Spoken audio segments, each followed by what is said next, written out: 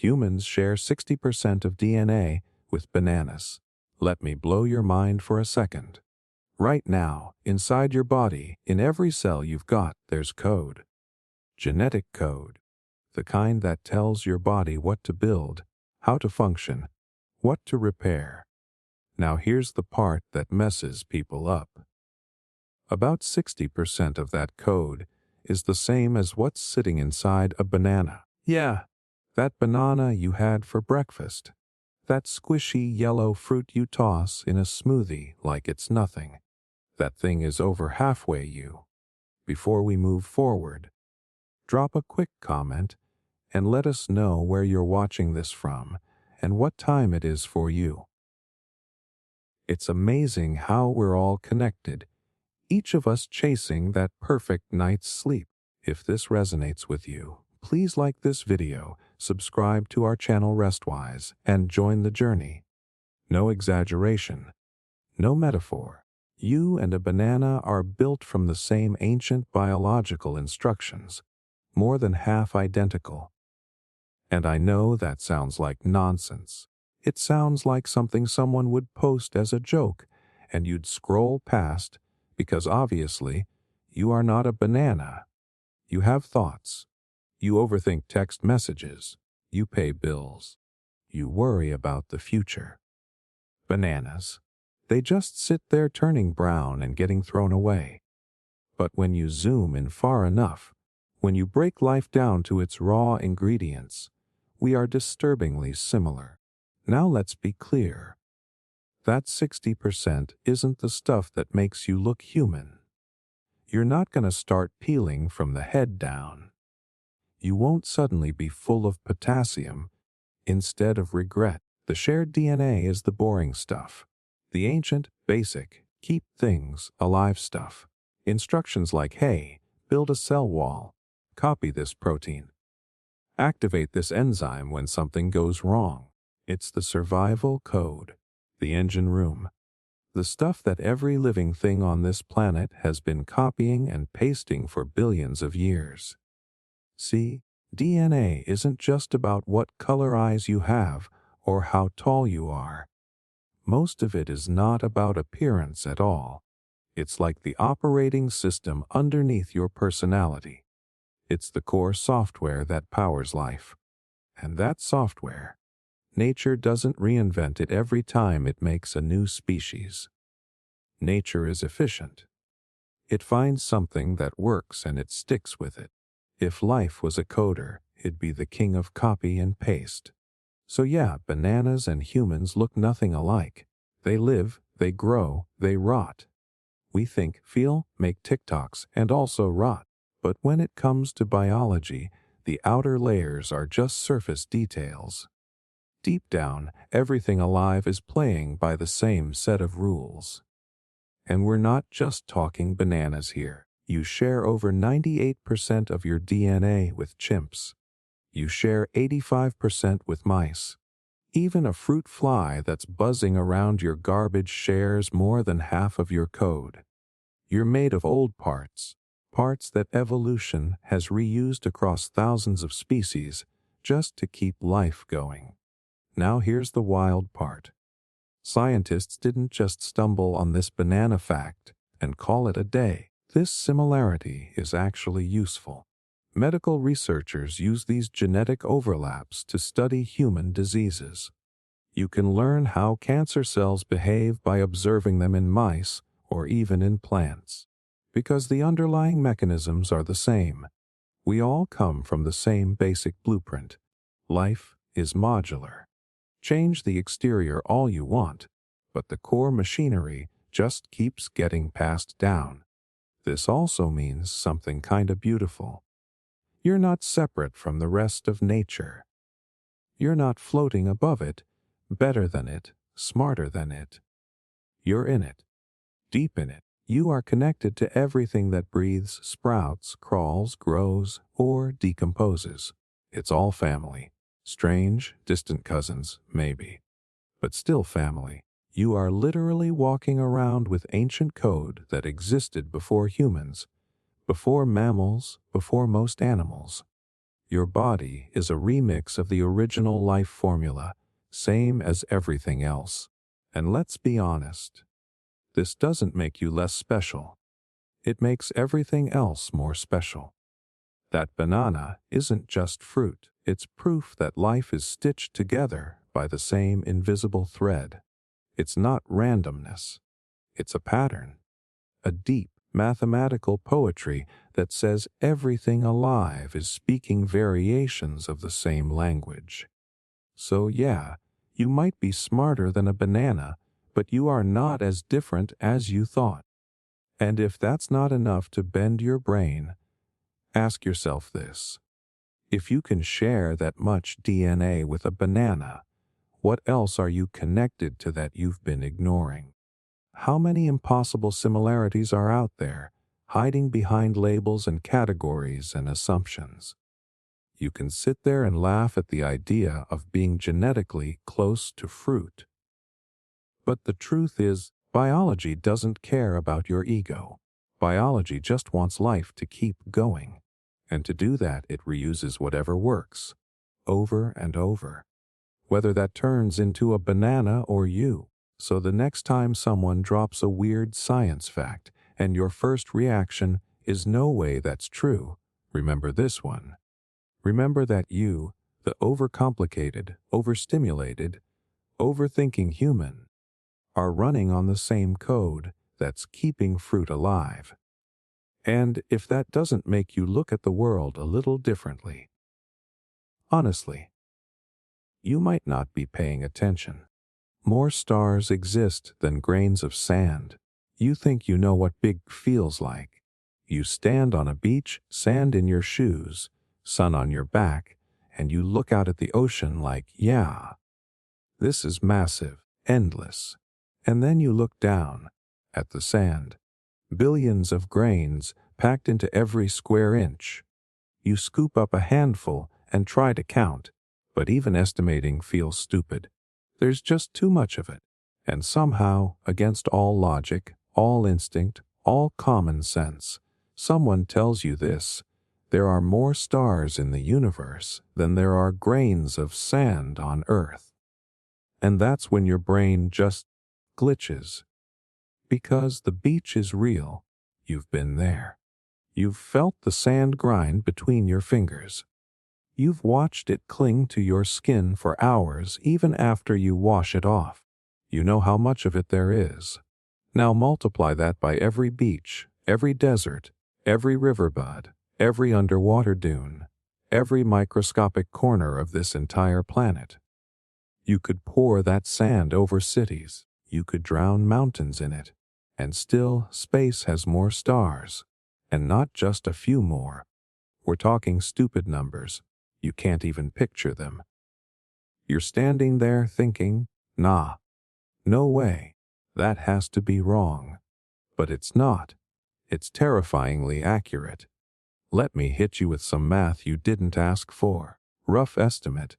Earth holds around 7 quintillion 5 quadrillion grains of sand. That is a 7 followed by 18 zeros. That's so many zeros your calculator taps out. But the observable universe. We're looking at around 2 trillion galaxies. And that's just what we can see. Each one of those galaxies is loaded with 100 billion stars, sometimes more. Multiply that out. Do the math. Then do it again because your brain won't believe the first number. You end up with something like a septillion stars. That's a 1 followed by 24 zeros. You could line up sand grains from here to another galaxy and space would still laugh and say, cute, try again. But this isn't just about numbers. It's about scale. Human beings are trash at scale. You know why? Because we weren't built for it. Our ancestors needed to know how far the lion was, not how big a galaxy cluster was. Your brain taps out around a few thousand. After that, everything becomes blur, abstract noise. That's why when someone tells you there are more stars than grains of sand, your reaction isn't awe, it's denial. You just shut it down, because it doesn't feel possible. But here's the catch. Space doesn't care what feels possible. It just is. Every single star out there. It's not just a dot. It's not decoration. It's a sun, full-sized, the burning. Some are so big they make our sun look like a nightlight, and around those stars, planets, moons, dust, systems. Maybe life, maybe nothing, maybe whole civilizations that died before Earth even formed. You don't know. Nobody knows. We're floating in a cosmic soup so deep and wide we can't even see the bottom of our own galaxy. And that's just the observable part. Light has a speed limit. So the stuff beyond that, it exists, it's real. We just haven't seen it yet. So when we say more stars than grains of sand, we're only counting what we can see. That's not the universe. That's the trailer. What you're standing on, this rock we call home, is a microscopic speck, an invisible whisper in the corner of a galaxy that's already just one out of trillions. You ever try finding your house on Google Earth and realize how fast you vanish when you zoom out? Now take that feeling and apply it to the universe. That's where we're at. You are the definition of small. But here's the twist. That same universe, that ocean of fire and gas and time, it built you. You're made of it. The atoms in your bones were forged in the collapse of dying stars. The calcium in your teeth, the iron in your blood, the oxygen in your lungs.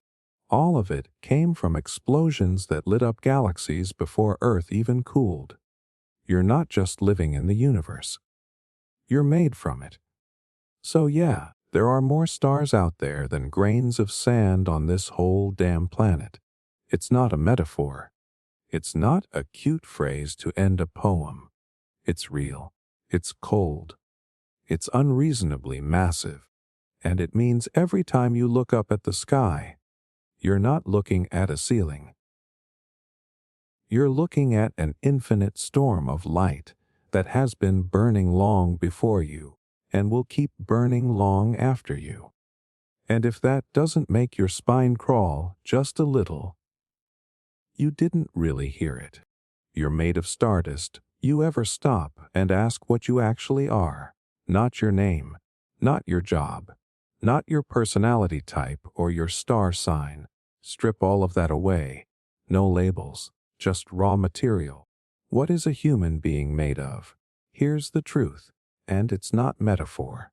It's not a pretty phrase for a greeting card. It's physics. You are made of stardust. Every single atom in your body, everything you are, everything you've ever touched, came from a star that died. Every part of you is ancient. The calcium in your teeth, the iron in your blood, the carbon in your cells. All of it was born in a stellar explosion billions of years ago. That means your body didn't begin on Earth. It began in the fire of collapsing suns, and nobody told you this growing up.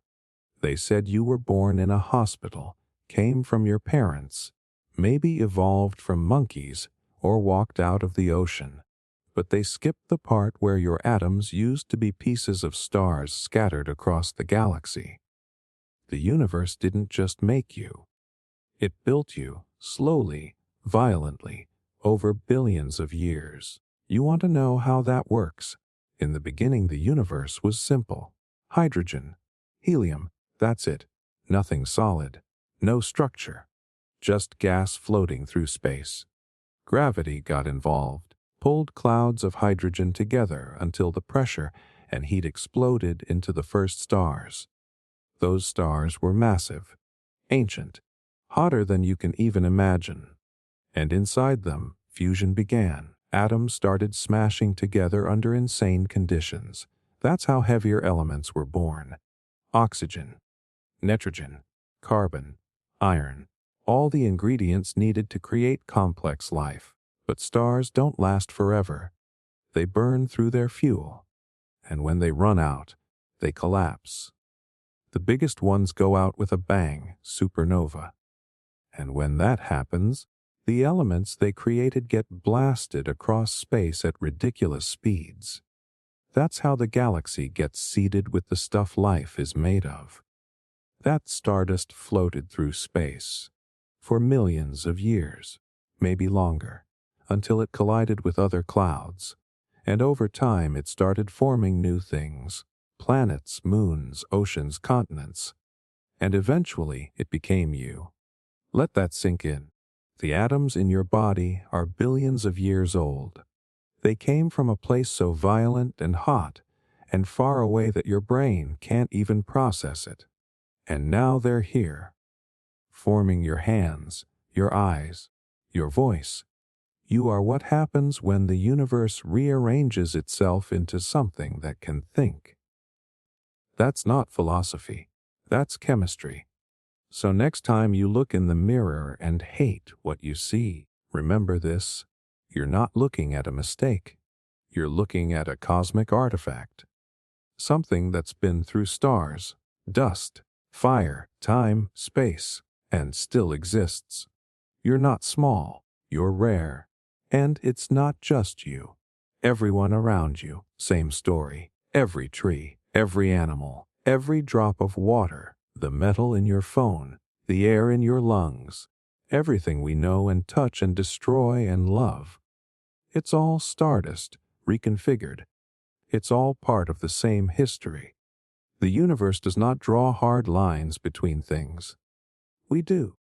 So when you say you feel disconnected, like you don't belong here, like you're drifting through life with no purpose, remember what you're made of. You're made of the same thing that lights up the night sky, the same material that built planets and burned for billions of years. You come from chaos, but you are not chaos. You are order that emerged from it. Your bones are the aftermath of an explosion. Your heartbeat is older than the solar system. The light you see from distant stars at night is just more proof that your story didn't start here. It started way before Earth even formed, before the sun, before the moon, before anything we can point to and say this is where life began. Your atoms remember that time, and maybe that's why we look up at the sky and feel something. Maybe that's why stars make us emotional. It's not just beauty. It's memory. It's recognition. You're not looking at something foreign. You're looking at where you came from. This isn't just science. It's identity. The universe is not out there. It's in you. So when you're lost, when you're numb, when you're convinced none of it matters, zoom out. You are not a failed version of something else. You're the most unlikely result of cosmic violence and patience. You're what stardust does when it gets the chance to think. So think, burn, move, speak, feel everything. Because stars don't last forever. But while they shine, they change the entire sky. And that is exactly what you're here to do. Particles can be in two places at once. You ever stop and think about how insane it is that we trust our senses like they're perfect? Like because we see something or touch it, we just assume that's how it really is. But the truth is, your eyes and your brain only show you the version of reality that helps you survive. Not the truth. Not the real rules behind the curtain. Because if you actually looked deep into the code of this universe, you'd see that everything you think is solid and stable is built on pure madness. I'm talking about the quantum world, the level of atoms, particles, and subatomic chaos, where logic gets laughed at and reality doesn't care what makes sense to you. And right there, near the heart of it all, is a fact so weird, so impossible, it feels like it has to be a mistake. But it's not. It's real, Proven repeated. And it goes like this. A single particle can be in two places at once. Let that sit. Two places, One particle, one moment in time, one thing that exists here and also over there, at the same time. And no, this isn't some metaphor about energy or possibilities. This is a real, physical thing that happens in real-world labs. It breaks everything you thought you knew about how matter works. Because you were taught that objects follow a path. They go from point A to point B. They don't split and duplicate like a glitch in a video game. But particles do. The experiment that showed us this is called the double-slit experiment, and it's one of the most famous setups in science, because it exposes just how broken our understanding of reality really is. Here's how it works. You take a barrier with two tiny slits in it. You fire particles, let's say electrons, one at a time at that barrier. Behind it is a screen that lights up wherever the electrons land. Now, if these were tiny balls, you'd expect them to go through one slit or the other and hit the screen in two basic lines. That's what you get when things act like solid objects. One path, one outcome. But that's not what happens. When we don't watch which slit the electron goes through, the pattern on the screen turns into waves. Not two bands, but a full interference pattern, like the electron somehow went through both slits at once and interfered with itself. One electron, two paths, two places at the same time. It gets even more bizarre. If you set up a detector to see which slit the electron goes through, the wave pattern disappears. It suddenly acts normal again, picks a slit, goes through one, leaves a basic two-line pattern. So just by observing it, you collapse its possibilities. You force it to choose. That's the part that made Einstein furious. He couldn't accept that a particle only becomes real when it's measured. But that's what the math and the experiments say. Until something observes it, a particle exists in multiple states, in multiple locations, in this weird in-between zone called superposition. And that's not just a freak event with electrons. We've done this with atoms, even with molecules made of hundreds of atoms. It works every time, which means this rule, this strange dual existence, applies to all matter at a basic level, including you, your body, your brain, every atom in your bones, all made of particles that follow these same quantum rules. So yeah, technically, you too are made of stuff that can be in multiple places at once. You just don't experience it, because by the time that wave of possibilities reaches your level, it's already collapsed into a single version. But underneath all that, there's a different universe. One made of probabilities, not fixed states. One where location, identity, and outcome are never locked in, only chosen when someone looks. And that changes everything, because it means the world you see is just one version, one realization of what could have been. All the other versions still existed, for a moment, until they collapsed. So if matter itself is undecided until observed, what else in your life is less fixed than it seems? How many things do you think are impossible, just because you haven't looked at them differently? How many futures are sitting in their own kind of superposition, waiting to collapse into something real, if you just stop thinking you already know how things work? See, this fact about particles isn't just a mind trip. It's a mirror.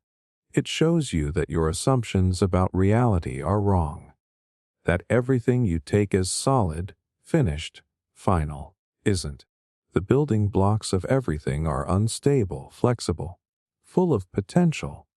You are made of uncertainty, which means you are not stuck.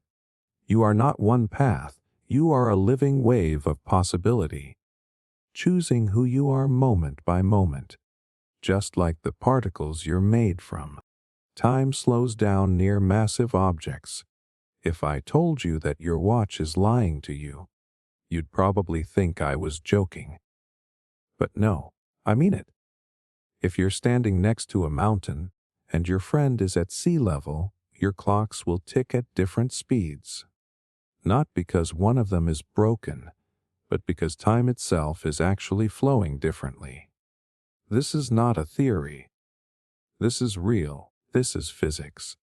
Time moves slower the closer you are to a massive object. Let that hit for a second.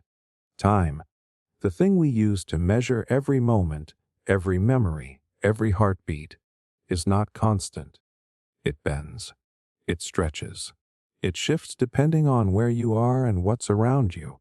And the heavier the object nearby, the more time gets warped. This is not science fiction. This is how reality behaves, and it messes with your head the more you think about it. It all started with Einstein. Before him, people believed time was this universal clock ticking the same for everyone, everywhere. But he came in and dropped a bomb called general relativity. He said time and space aren't separate. They're part of the same fabric, space-time. And that fabric gets distorted by gravity. You put something massive in one spot, like a planet or a star, and it stretches the fabric around it, just like putting a bowling ball on a trampoline. Now here's the wild part. That stretch, that curve in space, it also slows down time.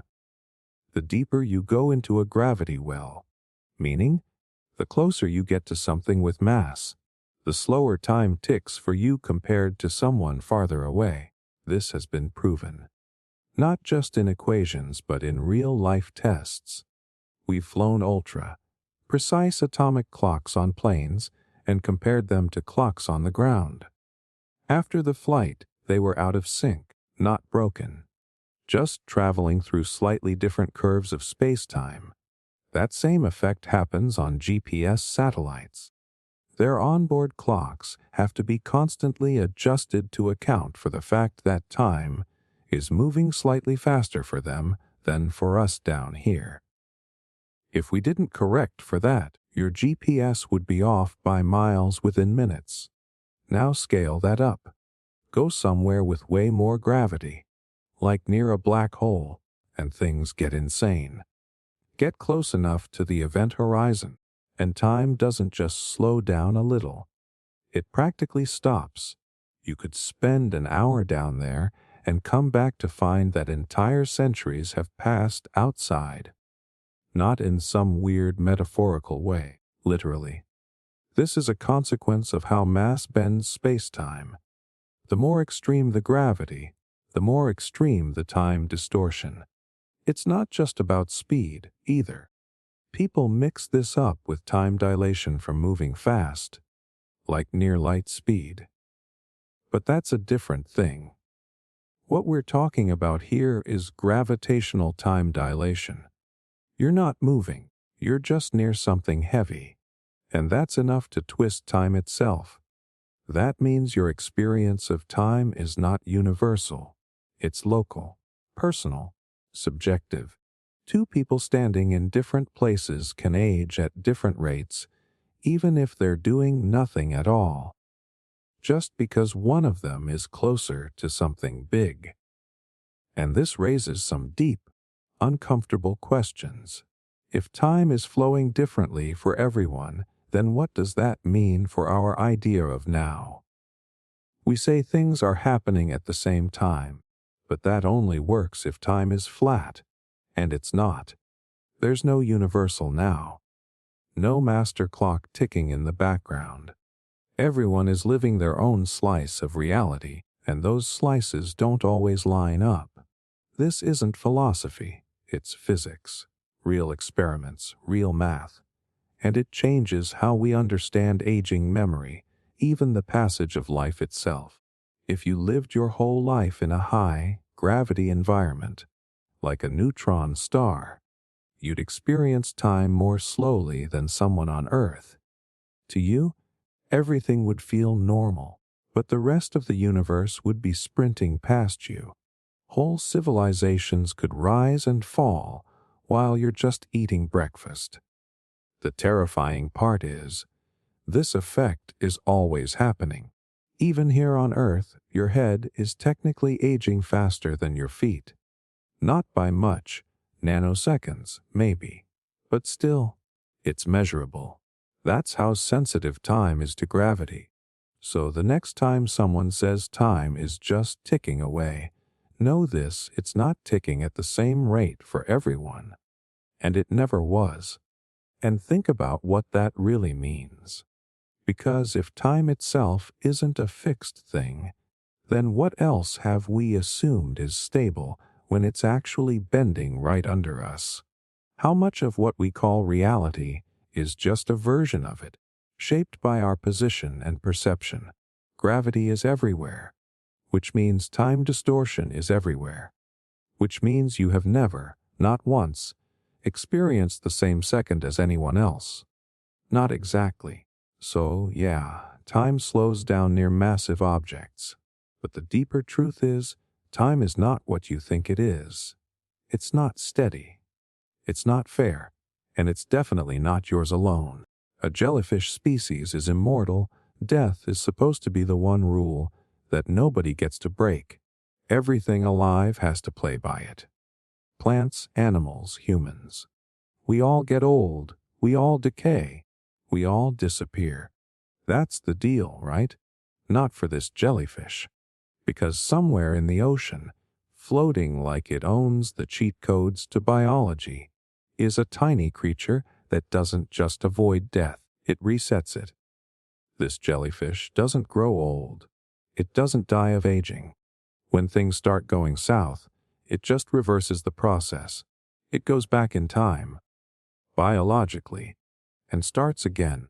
We're talking about a species called Turritopsis dohrnii, but people call it the immortal jellyfish. It's not big or flashy. It's small, clear, and pretty easy to miss if you're not looking for it. But what it's doing inside its cells should not be possible. Here's how its life works. Normally, a jellyfish starts as a little larva called a planula. It floats around, settles somewhere, and becomes a polyp, kind of like a tiny plant. Then it transforms into a medusa, which is the adult jellyfish stage we all recognize. That part's normal. But Turritopsis doesn't stop there. When it's damaged, starving, or stressed, instead of dying, it flips the switch and starts going backward. The adult jellyfish literally turns back into a polyp. It doesn't reproduce and die like others. It dematures. It turns its cells back into earlier versions. Like a frog turning into a tadpole. Like a butterfly unbecoming a caterpillar. Then it grows up again. From scratch. Brand new. And it can do this over and over and over again. Let me be clear. This is not myth, and it's not metaphor. Scientists have observed this in lab settings. The same individual jellyfish, going from adult back to polyp, then back to adult again, repeating the cycle instead of aging forward. It's like hitting reset on life every time the game gets hard. No heart attacks, no cancer, no slow breakdown of organs. It doesn't age in the way we do. It doesn't move toward a final moment. It just keeps rewinding the tape. That makes it, as far as we know, biologically immortal. Now, this doesn't mean it can't die. If a fish eats it, or it gets crushed, or poisoned, sure, it's done. But it doesn't die from aging. That one built-in clock that ticks for every other species. It's missing in this one. So how is that even possible? The key seems to be a process called cellular transdifferentiation. This is when one type of cell changes directly into another type, instead of following the usual track. Like stem cell to nerve cell, these jellyfish cells just jump between identities. It's like a skin cell turning into a muscle cell, or a liver cell suddenly deciding it's going to be part of a brain. No middleman, no long chain, just a hard reset. And humans, we can't do that. Not naturally. Once our cells specialize, they're locked into their role. That's part of why aging hits us hard. We lose flexibility inside and out. But this jellyfish never locks itself in. It stays fluid. It stays reversible. And if that doesn't make you rethink the rules of life, I don't know what will. Because this isn't some ancient extinct creature or some alien life form. It's here. On this planet. Right now. Breaking the one rule everything else follows. This one jellyfish has figured out something we haven't. And it's not just a cool fact, it's a window. A clue. What if aging isn't inevitable? What if it's just a process, not a destiny? You better believe scientists are watching this thing like it holds the Holy Grail. Because if we can understand how its cells do this, how they erase damage, how they rewrite themselves, then what does that say about us? Could we learn to do the same? Could we slow aging, pause it, even reverse it? This is not about living forever in some sci-fi fantasy. It's about understanding that biology is more flexible than we thought, that there are creatures on Earth right now doing things our bodies can't yet. And the strangest part, this species was discovered over 100 years ago, but nobody realized what it was doing until much later. All that time, it was out there, beating death in silence, cycle after cycle, like it was no big deal. Makes you wonder what else we've missed. What other rule breakers are swimming under the radar, rewriting what's possible without anyone noticing. Because once you know this jellyfish exists, death stops feeling like a law of nature. It starts feeling like a limitation of design. One that maybe, just maybe, can be rewritten. Not for everyone, not yet. But someday, Milky Way is US-sized if the sun is a blood cell. You think you've seen big, nah. You have not even scratched the surface. Your definition of big is still way too small. You look up at the sky, and yeah, it feels huge. You see stars, clouds, maybe a planet or two if the night's clear. But that's just the wallpaper. That's nothing. Let's try this. Picture a single red blood cell. Not a drop of blood. Just one cell. Tiny, so small you need a microscope to even see it. That's your starting point. That blood cell. That's the sun now. Not the Earth. Not you. The actual sun. The thing that's 1,000,000 times the size of Earth. Now shrunk to a single blood cell. Got it. Now imagine scaling the entire Milky Way galaxy down by that same ratio. Everything gets shrunk. Stars, planets, all of it. So what does the Milky Way become at that scale? It becomes the size of the continental United States. That's right, the entire Milky Way, with over 100 billion stars and probably even more planets, becomes the size of the US if the sun were a single microscopic blood cell. Let that melt your brain for a second. That's how much space we're talking about. And here's the kicker: we live in just one galaxy. One. There are estimated to be over 2 trillion galaxies in the observable universe, which means our entire galaxy, the one we just shrunk down to fit inside the US, is just one dot in a night sky filled with other dots, each of them equally massive. So yeah, you are small, I'm small, Earth is small, the sun is microscopic, and everything we've ever known is just floating in one tiny corner of something we can barely begin to imagine. Now, when people hear this, they usually get hit by two feelings at the same time. First, there's awe, because wow, this is beautiful, this is enormous. This is the kind of stuff that makes your problems feel like they're written on grains of sand. And second, there's this uncomfortable sense of irrelevance. Like, what does anything even matter when we're just specks in a galaxy the size of a continent that itself is just one of billions. But here's the thing. You don't have to feel small in a bad way, because being part of something this massive is actually what makes you rare. The universe is huge, but it's also mostly empty. Just a cold, black vacuum, no life, no voices, no colors. But somehow, you, made of carbon and oxygen and stardust, are here, aware, able to even ask these questions. You're a blood cell in the sun, inside a US-sized galaxy, in a sea of galaxies, wondering about existence. That's not small. That's legendary. The Milky Way, by the way, isn't even the biggest galaxy out there. Ours is kind of middle-sized. In fact, our neighbor, Andromeda, is about twice as massive, and we're actually on a slow collision course with it. Billions of years from now, the two galaxies will merge into one giant monster galaxy. Stars won't crash into each other. Space is too empty for that. But the dance of gravity will be like a cosmic ballad across millions of light years, and will still be the size of a blood cell inside it. What's even wilder is that even at this scale, we barely know what's going on.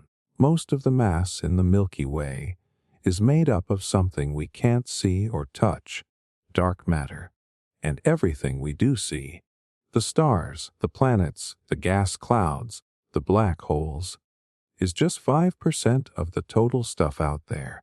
So yeah, you are a blood cell in a galaxy-sized US, surrounded by invisible forces we don't even fully understand. But think about what that says. It means humans, these tiny, soft, curious creatures, have built telescopes, fired up satellites, written equations, and somehow pieced together a model of a galaxy they'll never fully see. That's not weakness. That's power. So the next time you feel overwhelmed by the day-to-day stuff, bills, noise, traffic, timelines, zoom out, zoom way out. Imagine the sun as a red blood cell. Picture the United States as your galaxy, and then realize you are alive, right now, inside that story. You are not nothing. You are a thinking pattern of the universe, waking up inside itself. And the scale of it all, that's not there to make you feel insignificant. It's there to remind you how insanely unlikely, how beautifully impossible, and how cosmically rare it is that you're even here to ask the question in the first place. Your body glows in total darkness. You're lying in bed. Everything is off. No TV glow, no streetlight slipping through the curtains. Just pitch black. You reach your hand in front of your face and, yeah, nothing. You don't see a thing. Now here's the wild part. Your body is actually glowing right now. I'm serious. Your body is glowing. Right this second. You can't see it, and no, it's not because you're not special or radioactive or anything like that. Every single person, no matter who you are, naturally emits light, and not metaphorically, literally. Your body is constantly giving off a faint glow, like some kind of low-power human light bulb. And I know that sounds like science fiction or one of those clickbait facts you just scroll past because there's no way it's true. But it is, and the reason it feels so fake is because we assume light has to be visible. It doesn't. This glow is called bioluminescence. But unlike jellyfish or glowworms, our glow is invisible to the human eye. It's about 1,000 times weaker than the lowest level of light our eyes can detect. We're not built to see it, but it's there. In 2009, a group of Japanese scientists decided to prove this once and for all. They used an ultra-sensitive camera, the kind designed to capture a single photon in total darkness.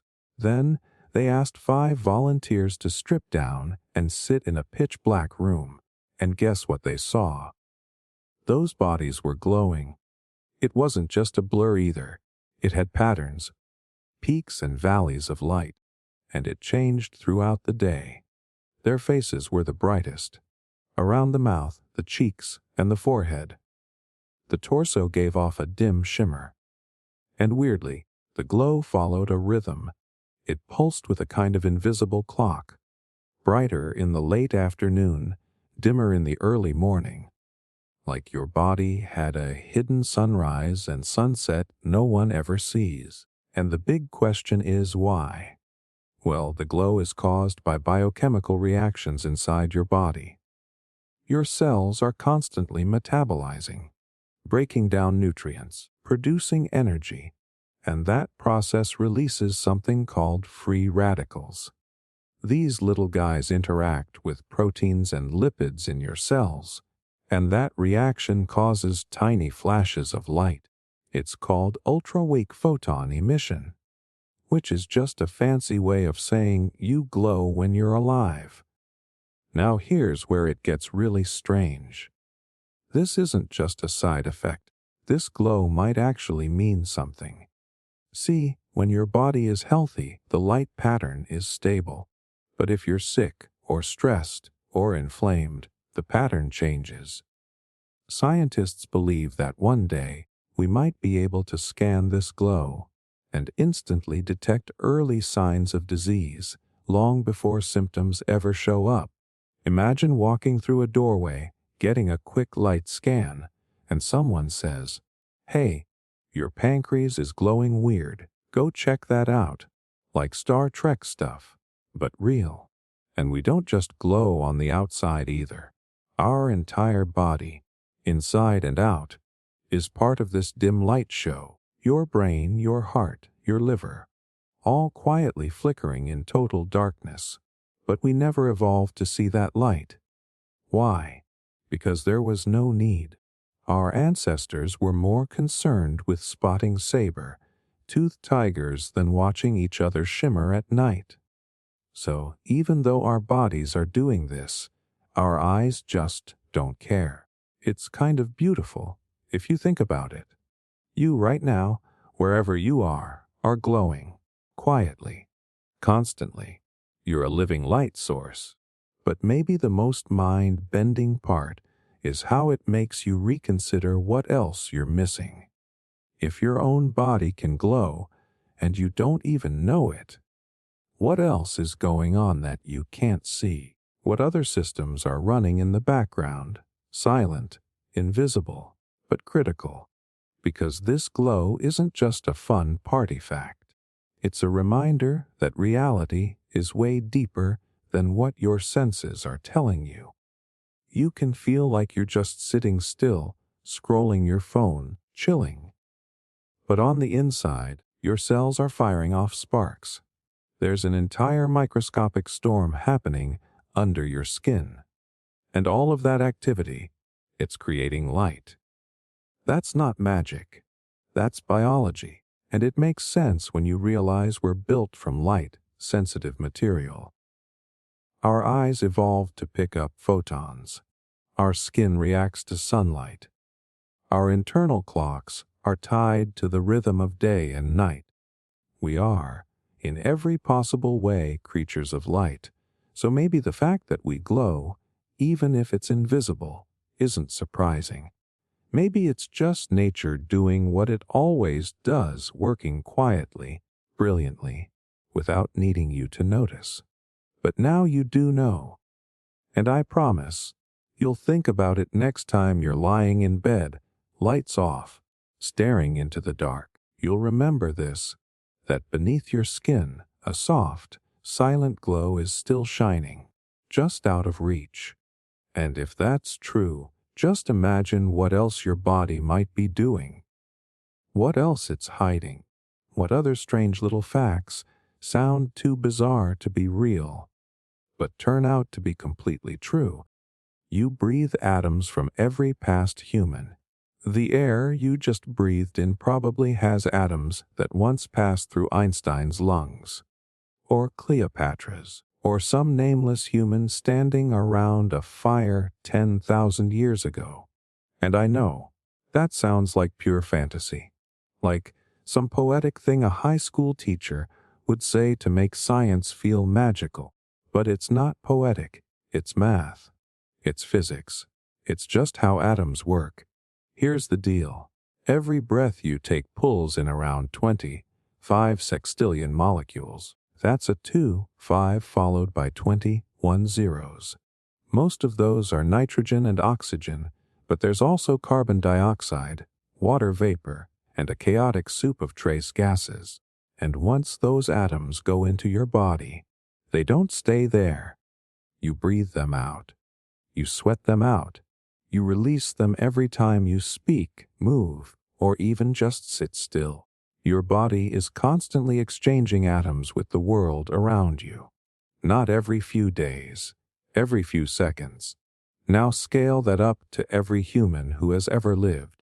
We're talking about over 100 billion people, each breathing, exhaling, coughing, dying, decomposing, recycling their atoms into the air, the soil, the water. And none of those atoms disappear. That's the key thing. Matter doesn't vanish. It transforms, it moves, it mixes. So yes, that one breath you just took, it almost certainly included atoms that were once inside the body of someone who lived and died centuries ago. And we're not talking about a 1 in 8 trillion cosmic accident. This is predictable. You can run the numbers. Physicist Carl Sagan used to point this out. If you take a single breath of air and let it diffuse through the atmosphere, in a few years, the odds are high that at least one molecule from that breath will appear in every single breath taken by every person on Earth. Now flip that. That means every breath you take is already filled with molecules from the breaths of billions of people who came before you. It's not spiritual. It's statistical. Think about how small atoms are. They don't follow the same logic we do. They don't have boundaries. There's no such thing as my atoms and your atoms. In the long run, the air you breathe today might have circled the globe multiple times. It might have risen over a battlefield, floated through a rainforest, drifted across oceans, and been pulled into the lungs of someone you'll never meet, then exhaled, forgotten, and sent on its journey again. And it doesn't stop with breath. The water you drink is ancient. The food you eat came from soil made of decomposed life. Your bones are made from atoms that were forged in stars billions of years ago and later recycled through animals, plants, bacteria, and other humans. So yeah, you are literally made of everyone who came before you. Their atoms are your atoms. And I get it. That idea can feel kind of heavy, like you're carrying the dead. But it's not like that. It's not morbid. It's elegant. Because this isn't about ghosts or spirits or memory. This is about physical reality. It's about how the universe recycles itself through life. How nothing is truly lost, just repurposed. You're not separate from history. You're built from it. The atoms in your body don't know your name. They don't care if you're famous or forgotten. They've been stars. They've been trees. They've been in a child's first breath and a pharaoh's last. And now they're you. And that should make you feel weirdly connected. Because the next time you look at someone across the room, a stranger, a friend, whoever, you're not just seeing a person. You're seeing a living, breathing remix of the same atoms that built you. You're literally made from the same recycled material. There's no clean separation between you and them. We're all tangled in the same physical history. And if that's true, if we're all sharing this invisible atomic handshake with the past, then what does that say about your impact on the future? Because one day, your atoms will scatter too. You'll breathe out your last breath, and those atoms will keep moving. They'll join the wind, sink into the ocean, settle in a leaf, get inhaled by a child you'll never meet, living in a world you can't imagine. That's the real legacy. Not your name, or your job, or your bank account, but the fact that your physical self, the stuff you're made of, will keep going, literally inside other people. You become part of the next generation, and the next, and the next. So the next time you breathe, take a second. That air has history. That air has company. And whether you realize it or not, you're breathing in the past and breathing into the future. Octopuses have 3 hearts and blue blood. All right, pause for a second and really picture this. You're underwater, deep below the surface, and this strange, alien-looking creature drifts into view. It's got no bones, 8 curling arms, a head that looks like a bag of muscle, and when it moves, it looks like liquid thought. That's already weird enough, right? But what if I told you this creature isn't just bizarre on the outside? It has 3 hearts, and its blood, blue. No, not metaphorically, not blue like a vibe. I mean literally blue, royal, icy, sea-looking blue. This is not a cartoon thing, not some random trivia your middle school friend told you.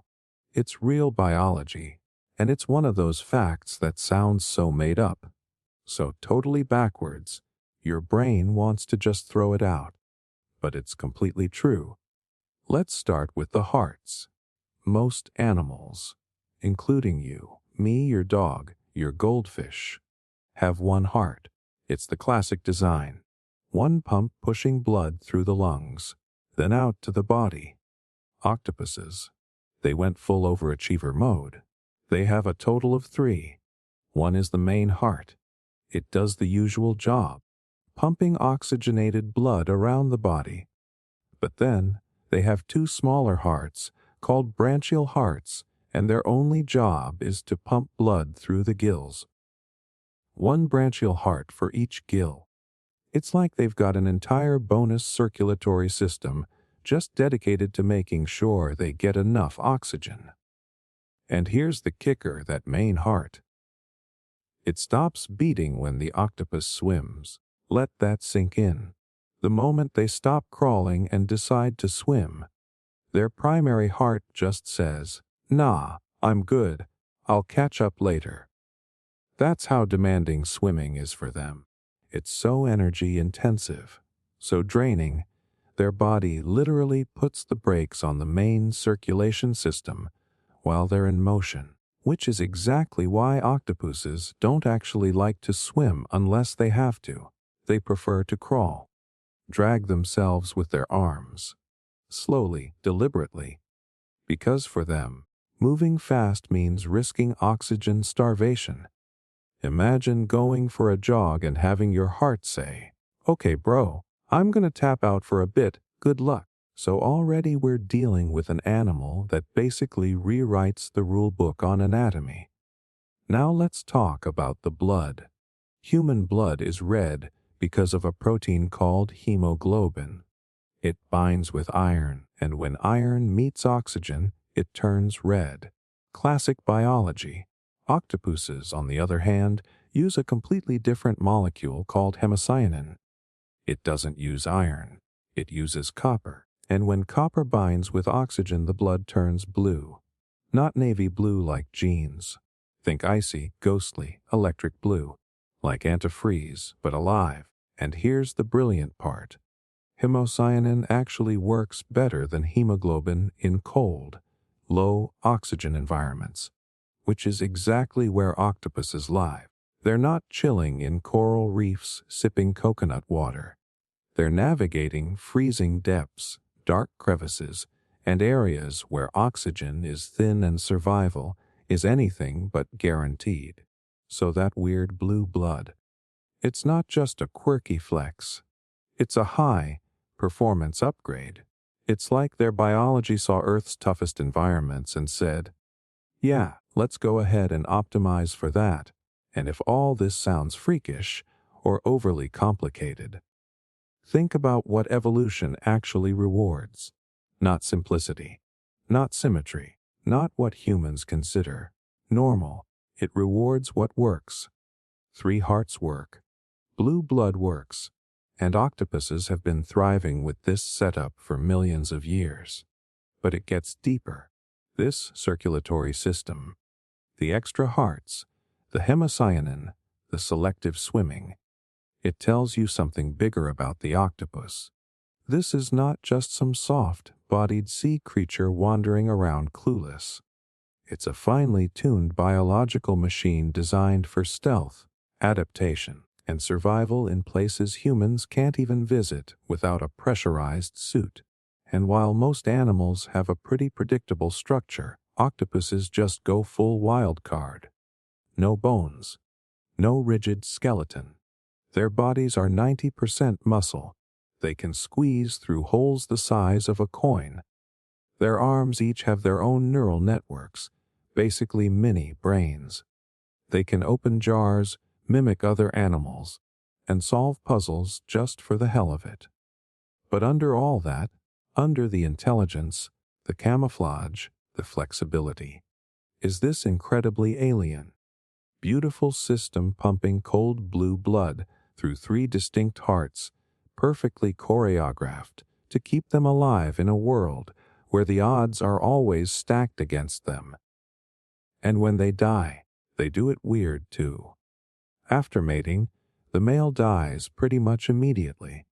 The female lays her eggs and then guards them without eating, wasting away until she finally dies of exhaustion. That's their version of parenting.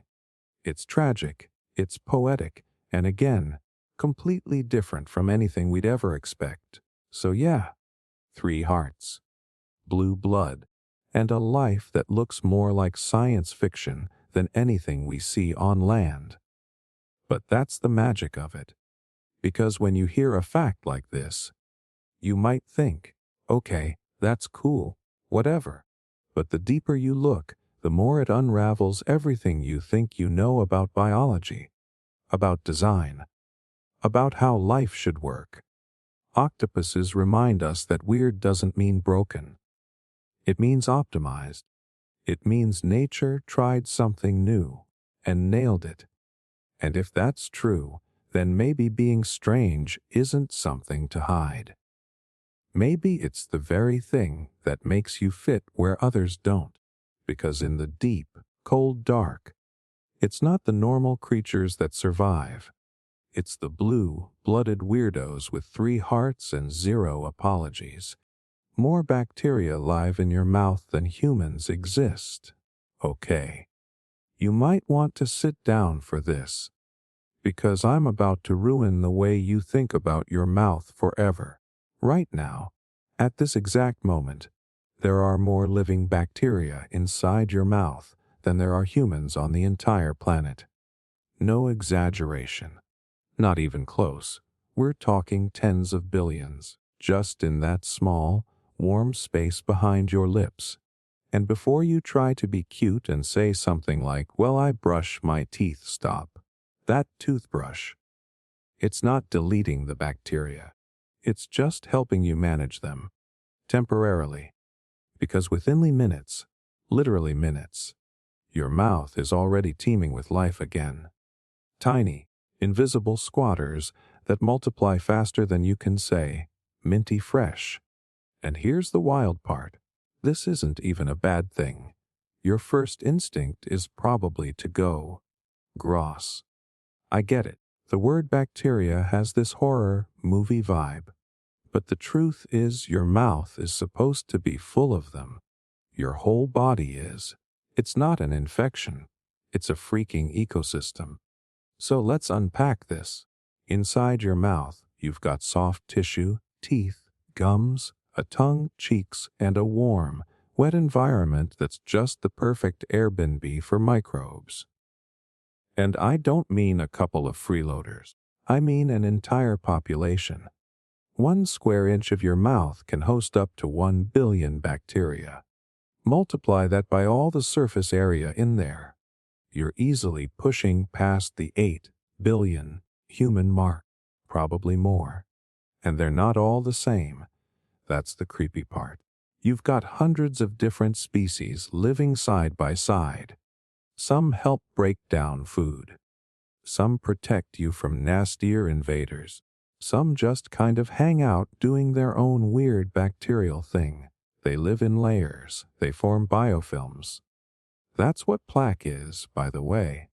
A full-on bacterial city built on your teeth.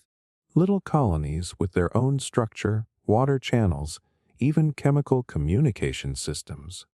These things talk to each other. They strategize. They're not just dumb bugs floating around. They're organized, and they know how to hold their ground. If you think brushing once a day gives you the upper hand, you're not even in the fight. The bacteria in your mouth multiply so fast, they can rebuild a biofilm in hours. You could nuke your mouth with mouthwash, rinse it till it burns, and by lunchtime, it's back to business.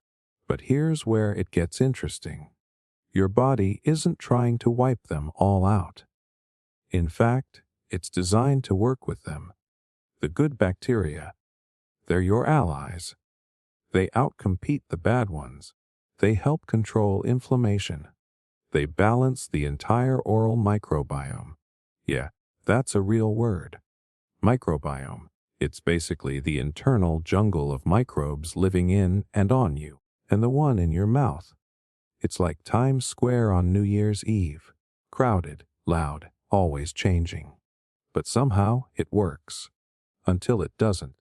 Because if the balance tips, if you feed the wrong bacteria with too much sugar, or let the bad ones grow unchecked, things get ugly. Cavities, gingivitis, full breath that could knock out a room. Even systemic problems like heart disease and diabetes have been linked to poor oral bacteria health. It's all connected, which means the bacteria in your mouth aren't just passengers. They're players. They influence digestion, immunity, even your taste preferences. They interact with your saliva, your nerves, your entire body's chemistry. You're not just coexisting with them. You're partnered with them. And that makes you ask a bigger question: who's really in charge here? Because your body has about 30 trillion human cells. Sounds like a lot. But your body also contains close to 40 trillion microbial cells. Meaning, on a purely cellular level, you're actually more microbe than human. You're a walking habitat, a living, breathing collective. So the fact that your mouth is basically the front lobby for this microbial universe. Yeah, it checks out. And you know what else? Your microbiome is unique, like a fingerprint. No one else on Earth has the exact same community of bacteria living in their mouth as you. Not your parents, not your partner, not even your identical twin. That's why sharing food, kissing, even just talking in close proximity, you're not just swapping air, you're exchanging microscopic life forms. Every interaction subtly shifts the balance inside your mouth. Your bacteria meet their bacteria. They negotiate, compete, merge. It's microscopic diplomacy happening behind your teeth.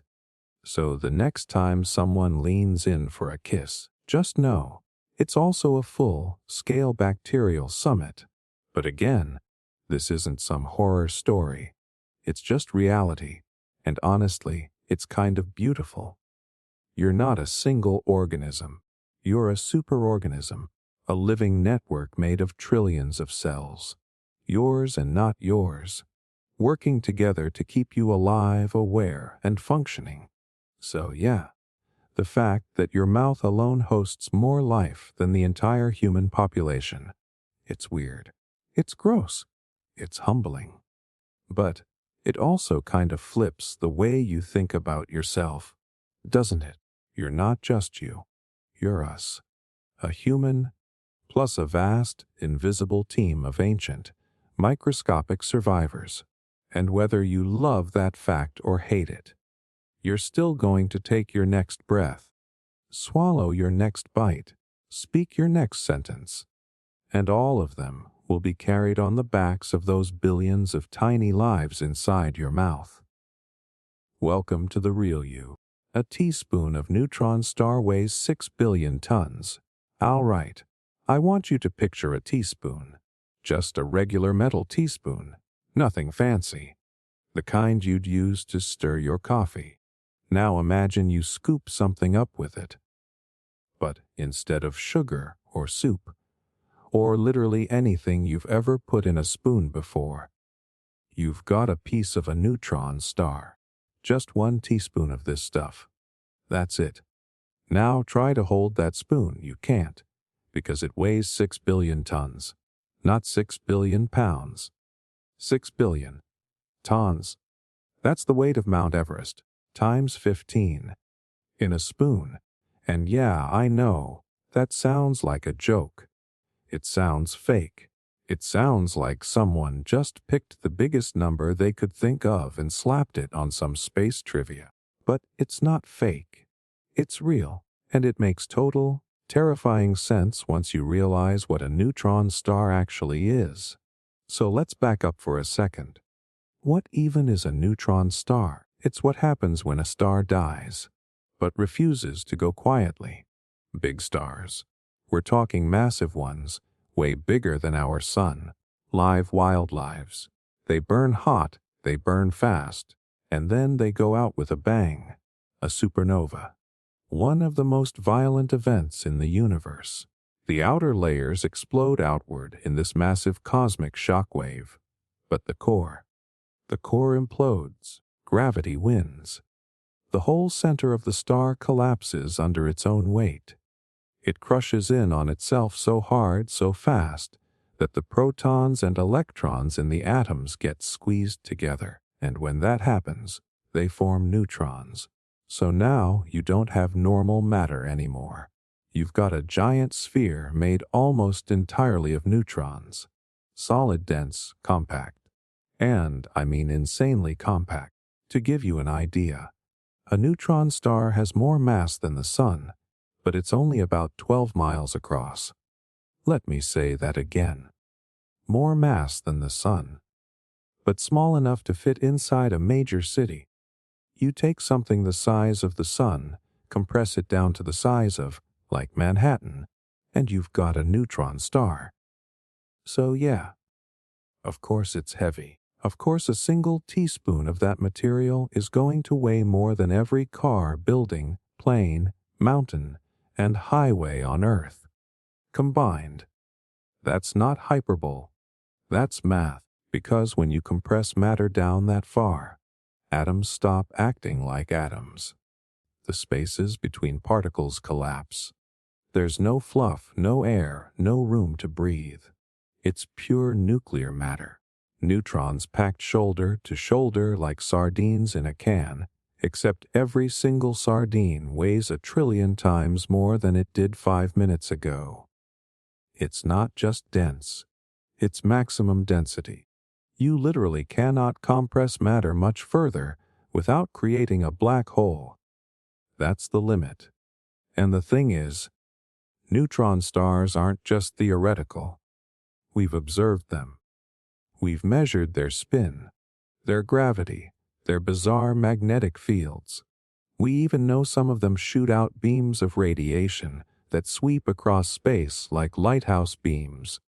Those are called pulsars. There are thousands of these things out there.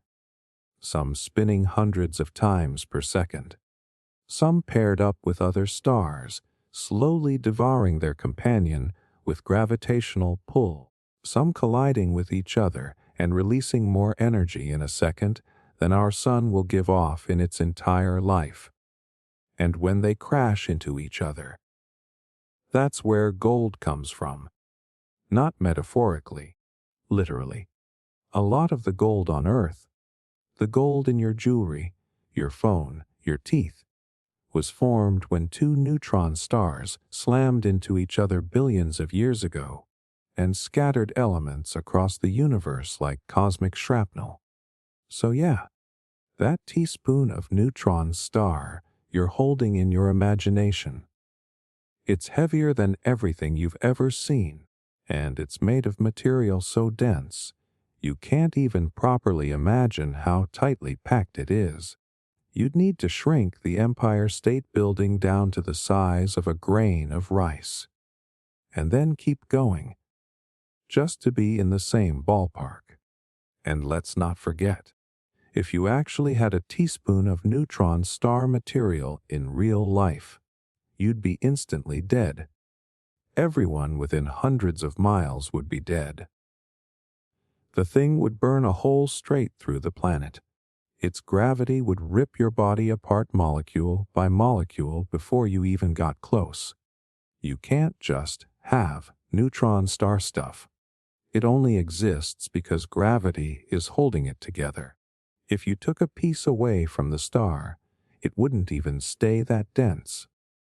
It would violently decompress in a burst of energy and radiation, probably leveling everything around it. It's like trying to take a slice of a nuclear bomb mid-detonation. Nature doesn't want it to exist that way outside of those extreme conditions. But under the pressure of collapsed stars, it's perfectly stable, which is what makes it so eerie, so alien, and still kind of beautiful. Because when you realize something that dense, that heavy, that cosmic, can exist in our universe, it forces your brain to stretch. It humbles you. It breaks your sense of scale. You stop thinking in terms of feet, or pounds, or time. You start thinking in terms of possibility, in terms of what else might be out there that we haven't even discovered yet. So yeah, a teaspoon of neutron star weighs 6 billion tons. And no, that's not fake. It's just another reminder that the universe doesn't care what sounds reasonable. It just is. Your DNA could stretch to the sun and back 300x. You ever wonder how much of you is actually in you? Like physically. What are you carrying around every day without even realizing it? Because here's the thing, you are walking around with enough DNA in your body to stretch to the sun and back. Not once, not twice. 300 times. That's not poetic. That's not a metaphor. That is the literal length of the DNA coiled up inside your cells right now. You, just sitting there, watching a video, carrying the equivalent of 186 billion miles of genetic code. And here's the part that breaks people's brains. All of that fits inside your body. Every single inch of it, packed tight into cells you can't even see.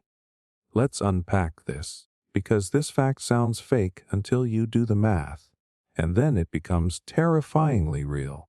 Start with one cell, one single human cell. Inside that tiny thing, way smaller than the thickness of a hair, is a nucleus, and in that nucleus is your DNA, all of it. Fully encoded, fully intact.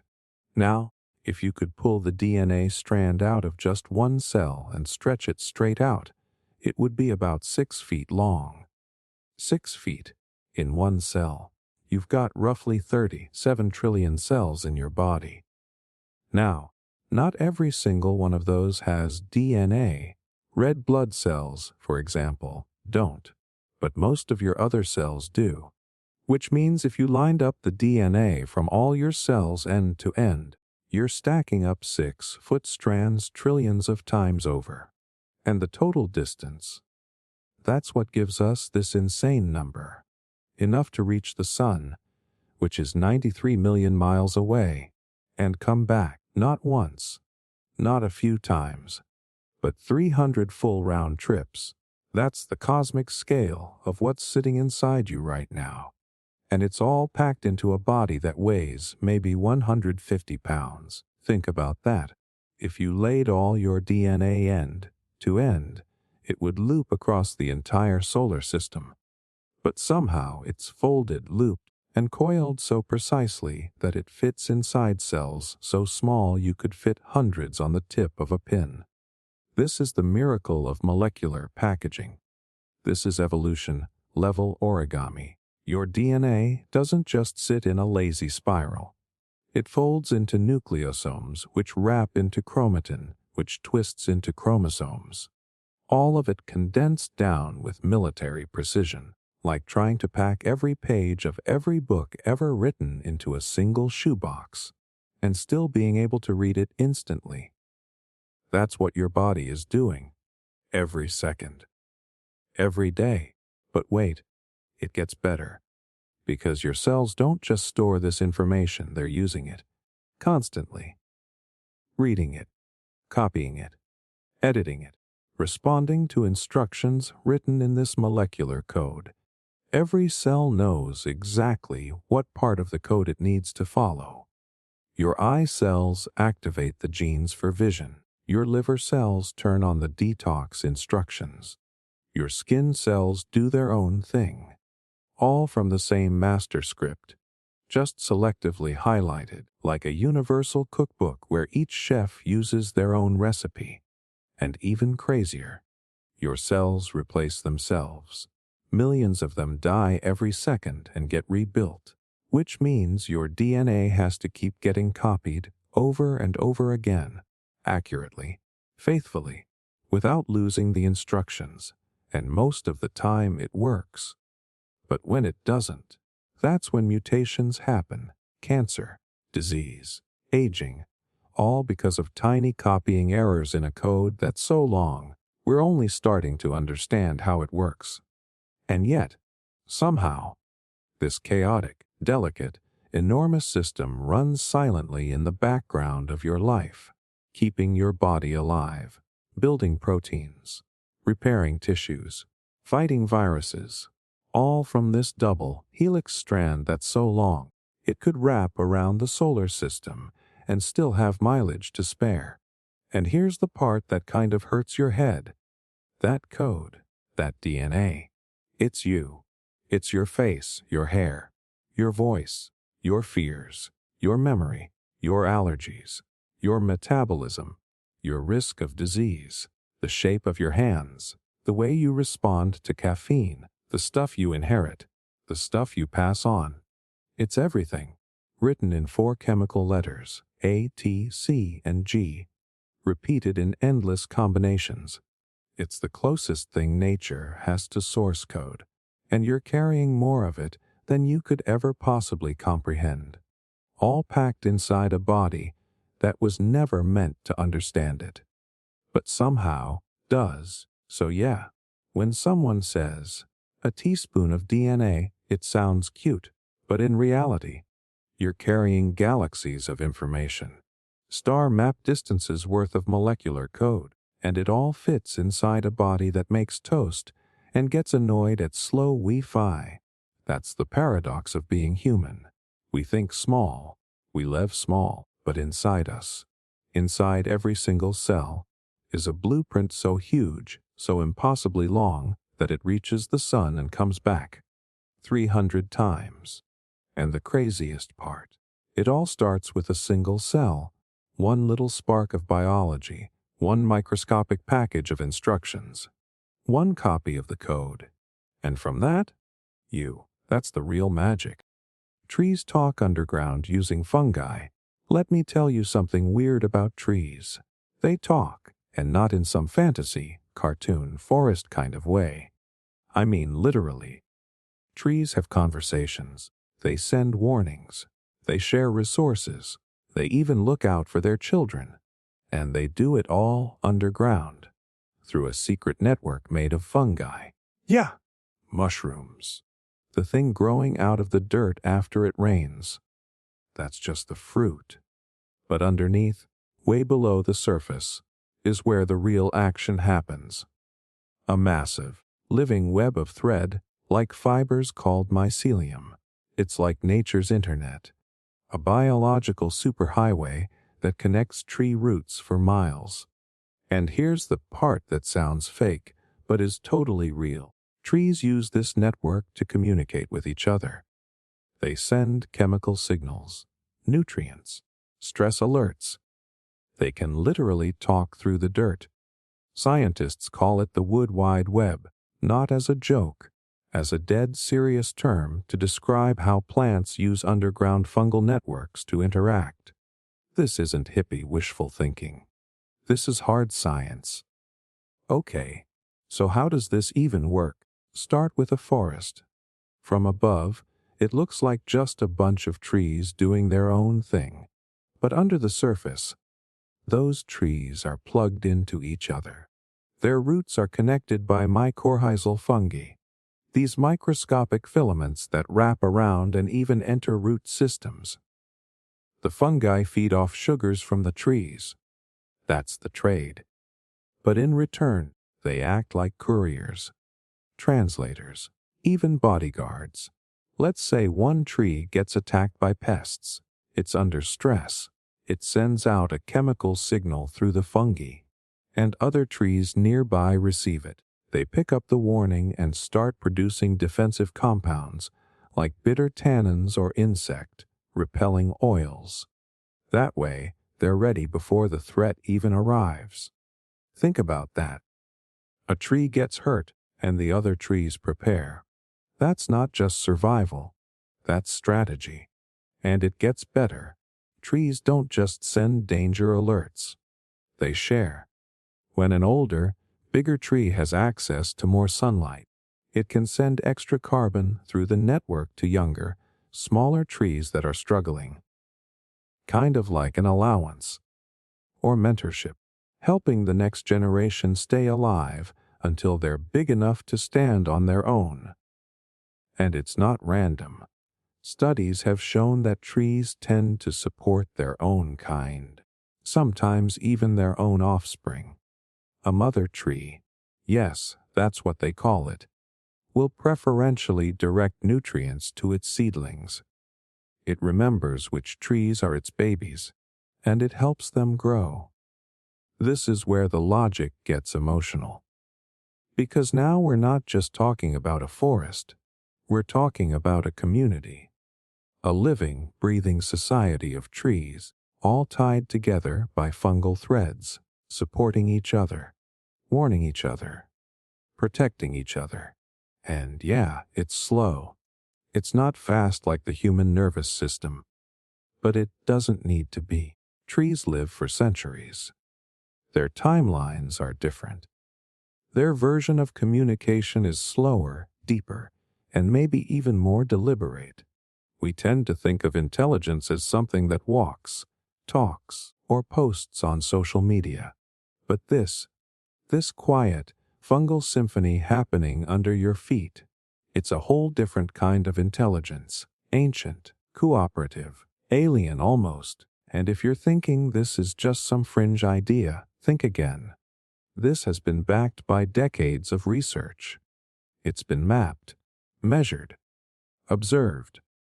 Scientists have watched carbon, nitrogen, water, even defensive enzymes move from one tree to another through the fungal network. Even more wild, if you remove the fungi, that communication stops. The trees grow slower. They become more vulnerable. The entire forest becomes weaker. Because this isn't just a cool bonus feature. It's essential. The fungi and the trees need each other. The forest isn't a collection of individuals. It's a single organism made up of many parts. That's the big reveal here. We've been looking at forests the wrong way. We thought it was survival of the fittest. One tree fighting for sunlight against the next. But it's not a competition. It's collaboration. It's a whole system built on sharing, on awareness, on relationships, between roots, between species, between life forms that don't even look like each other, fungi and trees, bound together in this strange underground harmony. And honestly, that kind of changes how you walk through a forest, doesn't it? Next time you're out there standing among the trees, it's not just scenery. You're in the middle of a quiet conversation that's been going on longer than humans have existed. A slow motion dialogue of chemistry and survival and generosity. You can't hear it, but it's happening. And if trees can do that, if they can talk, form alliances, raise their young, and defend their neighbors, then what else out there is smarter than it looks? What else is living right under our feet that we're too busy to notice? Because the deeper you go, literally and metaphorically, the more you start to realize we're not the only ones with something to say. All humans could fit in a sugar cube, as if atoms had no space. So here's a question that sounds like the start of a riddle, but it's real. How much space would 8 billion people take up if you removed all the empty space in their atoms? Answer: about the size of a sugar cube. Let that land for a second. Every person on Earth, every brain, every body, every memory, every emotion, reduced to something that could sit in the palm of your hand. One little cube of human matter, quiet, heavy, chilling. And this isn't sci-fi. This is physics. This is what happens when you realize that atoms, the basic building blocks of everything, are almost entirely empty. Like really empty. Imagine an atom as a stadium. In the center, way down on the 50-yard line, you've got the nucleus, made of protons and neutrons. That's where nearly all the mass is. And the electrons, they're not packed in around it. They're way out on the nosebleed seats, spinning around the edge. In between the nucleus and the electrons, nothing. Just space. That means the stuff you're made of, the cells, the skin, the bones, is almost all hollow. Not to the naked eye, obviously. You can't poke your finger through someone's arm. But on an atomic level, most of what makes you, is just air. Now multiply that by everyone. You've got 8 billion people walking around, bumping into each other, flying on planes, building cities, and all of us are made of atoms that are mostly empty space. So what if, just what if, you somehow squeezed that space out? What if you took away all the empty zones inside every atom, collapsed the electrons into the nucleus, and left only the pure, compact matter behind? That's when things get wild. If you removed all the space between the particles, compressed the atoms to their densest form, you wouldn't end up with billions of bodies. You'd end up with a lump of matter the size of a sugar cube. That cube would still weigh billions of tons. It would still contain the mass of all of humanity.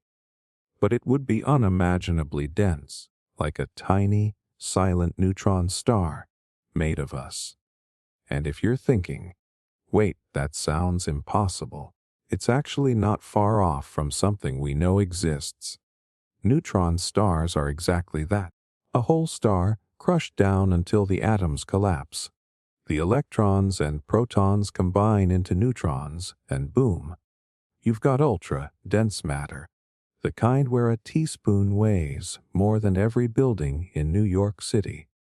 So technically, if we crushed humanity down to that same level, into that same neutron star density, we'd fit in a sugar cube too. It's horrifying and kind of beautiful, because it reminds you how little of the universe is actually stuff. Most of what you see and touch and think of as solid is built on empty scaffolding. It just feels solid because of how particles interact, how forces hold things apart, not because there's any real bulk. This is why, when two things touch, they're not actually touching. What you feel is the resistance of electric fields pushing back. The particles themselves, they never collide. They just get close enough for their energy to say, nope, that's far enough. So in a way, the physical world is kind of a lie. It's not made of objects. It's made of distance. Relationships, invisible forces holding things together in space. Even the chair you're sitting on. At an atomic level, it's mostly nothing. And yet, you can sit on it, because enough of that nothing is held in just the right shape, with just the right stability to feel solid. Now, bring it back to people. If we're mostly empty space, but we think, feel love, build families, make art, start wars, create religions, invent time, what does that say about how little stuff you actually need to have meaning? We're not made of matter. We're made of structure, of pattern, of space arranged just right. Remove the space. You kill the structure. You lose the interaction. You end up with a cube that means nothing. And maybe that's the strangest part. You can compress the atoms. You can crush the matter. You can make it small enough to hold. But you lose what made it human. What made it us? That sugar cube might weigh more than Mount Everest, but it wouldn't breathe, or sing, or remember anything about being alive. So yeah, all of humanity could fit inside a sugar cube, if you got rid of the space inside the atoms. But in doing that, you lose what makes humans human. The paradox is wild. The more nothing you have inside you, the more something you get to be. Sharks are older than trees. It sounds like one of those weird facts your brain rejects the first time you hear it, but it's completely true. Sharks are older than trees. Not just by a little bit, not in some poetic metaphorical way. I mean actually, measurably, factually older. Sharks have been around for over 450 million years. Trees, on the other hand, have only existed for about 380 million years. That means sharks were swimming around for nearly 70 million years before the very first tree ever popped out of the ground. 70 million years. For comparison, modern humans have only existed for about 300,000 years. So sharks had already been on Earth for over 400 million years before you or I ever showed up and started inventing things like phones and money and podcasts. Before birds, before flowers, before dinosaurs, hell, before the continents even looked anything like they do now, sharks were already gliding through the oceans. And not some primitive half-formed version of a shark either. These were fully functional, sharp-toothed, electro-sensing, cartilage-bodied killers. Sharks were already sharks. While land was mostly barren rock and moss, they were mastering the sea, and the reason they're still here, still terrifying surfers and dominating marine food chains, is because evolution got it right early. Their bodies are perfectly adapted. Cartilage instead of bone makes them lighter and more flexible. Their skin is covered in dermal denticles, tiny tooth-like scales that make them more aerodynamic in water. They've got rows of teeth that constantly regenerate. Some sharks lose thousands of teeth in their lifetime, and every single one gets replaced, ready to bite again. But it's their senses that take things over the top. Sharks can detect electrical impulses from living organisms. That means they don't even have to see you. If your heart is beating, if a muscle twitches, if there's the slightest electrical activity in the water around them, they know. They can smell blood from miles away, track vibrations, and see in near, total darkness. This is not some clunky relic that just happened to survive. Sharks are built like they were designed by nature's top-tier engineer, and then left alone because no upgrades were needed. Now zoom out for a second. Consider what they've lived through. Sharks have survived 5 mass extinction events. That includes the one that killed the dinosaurs, wiped out most marine life, and set the entire planet back millions of years. Sharks just kept going. They were here before the first insect took flight. before vertebrates walked on land. They were here before bones existed in most animals. They watched Earth change shape, split apart, crash into ice ages, erupt into fire, and they swam through all of it. Patient, silent, unbothered, and then, millions of years later, trees showed up. Kind of funny, right? We think of forests as ancient. We associate trees with time, with permanence, with the deep roots of Earth's history. But trees are newcomers compared to sharks. The earliest trees were nothing like what you see now. No leaves, no fruit, no shade. Just tall, spindly growths trying to get light and water. By the time the first proper forest existed, sharks had already seen entire animal groups rise and fall. Trees were still figuring out how to hold themselves up, while sharks had already become fine-tuned predators. And they're still evolving, just incredibly slowly. We've discovered deep sea sharks that live for over 400 years. Think about that. One animal alive longer than most countries have existed. There are sharks swimming right now that were born before the United States was founded, and they're still going, because their biology isn't rushed. Sharks mature slowly, reproduce carefully, and survive in ecosystems where time moves differently. Their longevity isn't an accident. It's a strategy. Slow and steady keeps winning. But here's where it gets dark. For all their resilience, for all their ancient strength, humans are the first thing that's ever posed a real, long-term threat to sharks. Not meteor impacts, not climate collapses. Us. In just the last few decades, industrial fishing and fin harvesting have decimated shark populations. Some species are down by over 90%. Imagine surviving 450 million years of planetary chaos, only to get wiped out by boats and soup bowls. That's the tragedy. We're not just disrupting nature. We're erasing legacy. So yeah, sharks are older than trees. That fact alone is enough to mess with your understanding of time. But it also makes you realize something bigger. Age doesn't always mean fragility. Old doesn't mean outdated. Sharks are proof that some designs don't need to change. They've endured everything this planet has thrown at them. And unless we mess it up, they'll probably endure long after we're gone. Because while forests burned and continents drifted and species vanished, sharks just kept swimming. Lightning is hotter than the sun. If you've ever seen lightning rip across the sky, you already know it's powerful. It lights up the clouds like nature's own flashbang. But here's the part that fries people's brains. The temperature of a lightning bolt is way hotter than the surface of the sun. Not a little hotter. Not close. We're talking 5 times hotter. Lightning can hit temperatures of around 50,000 degrees Fahrenheit. The sun's surface. Only about 10,000. That's right.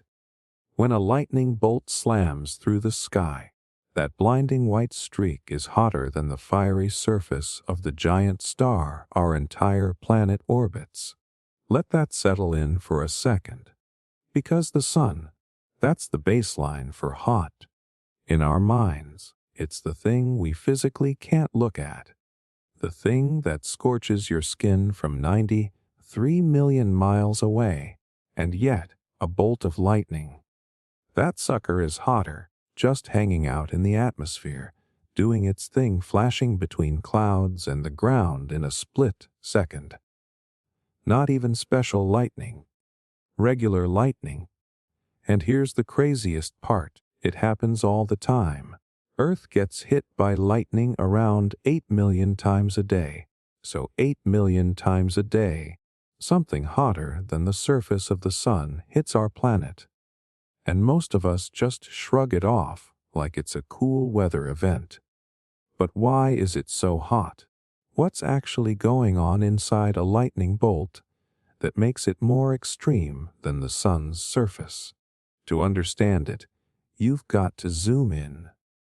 Not with your eyes, but with your brain.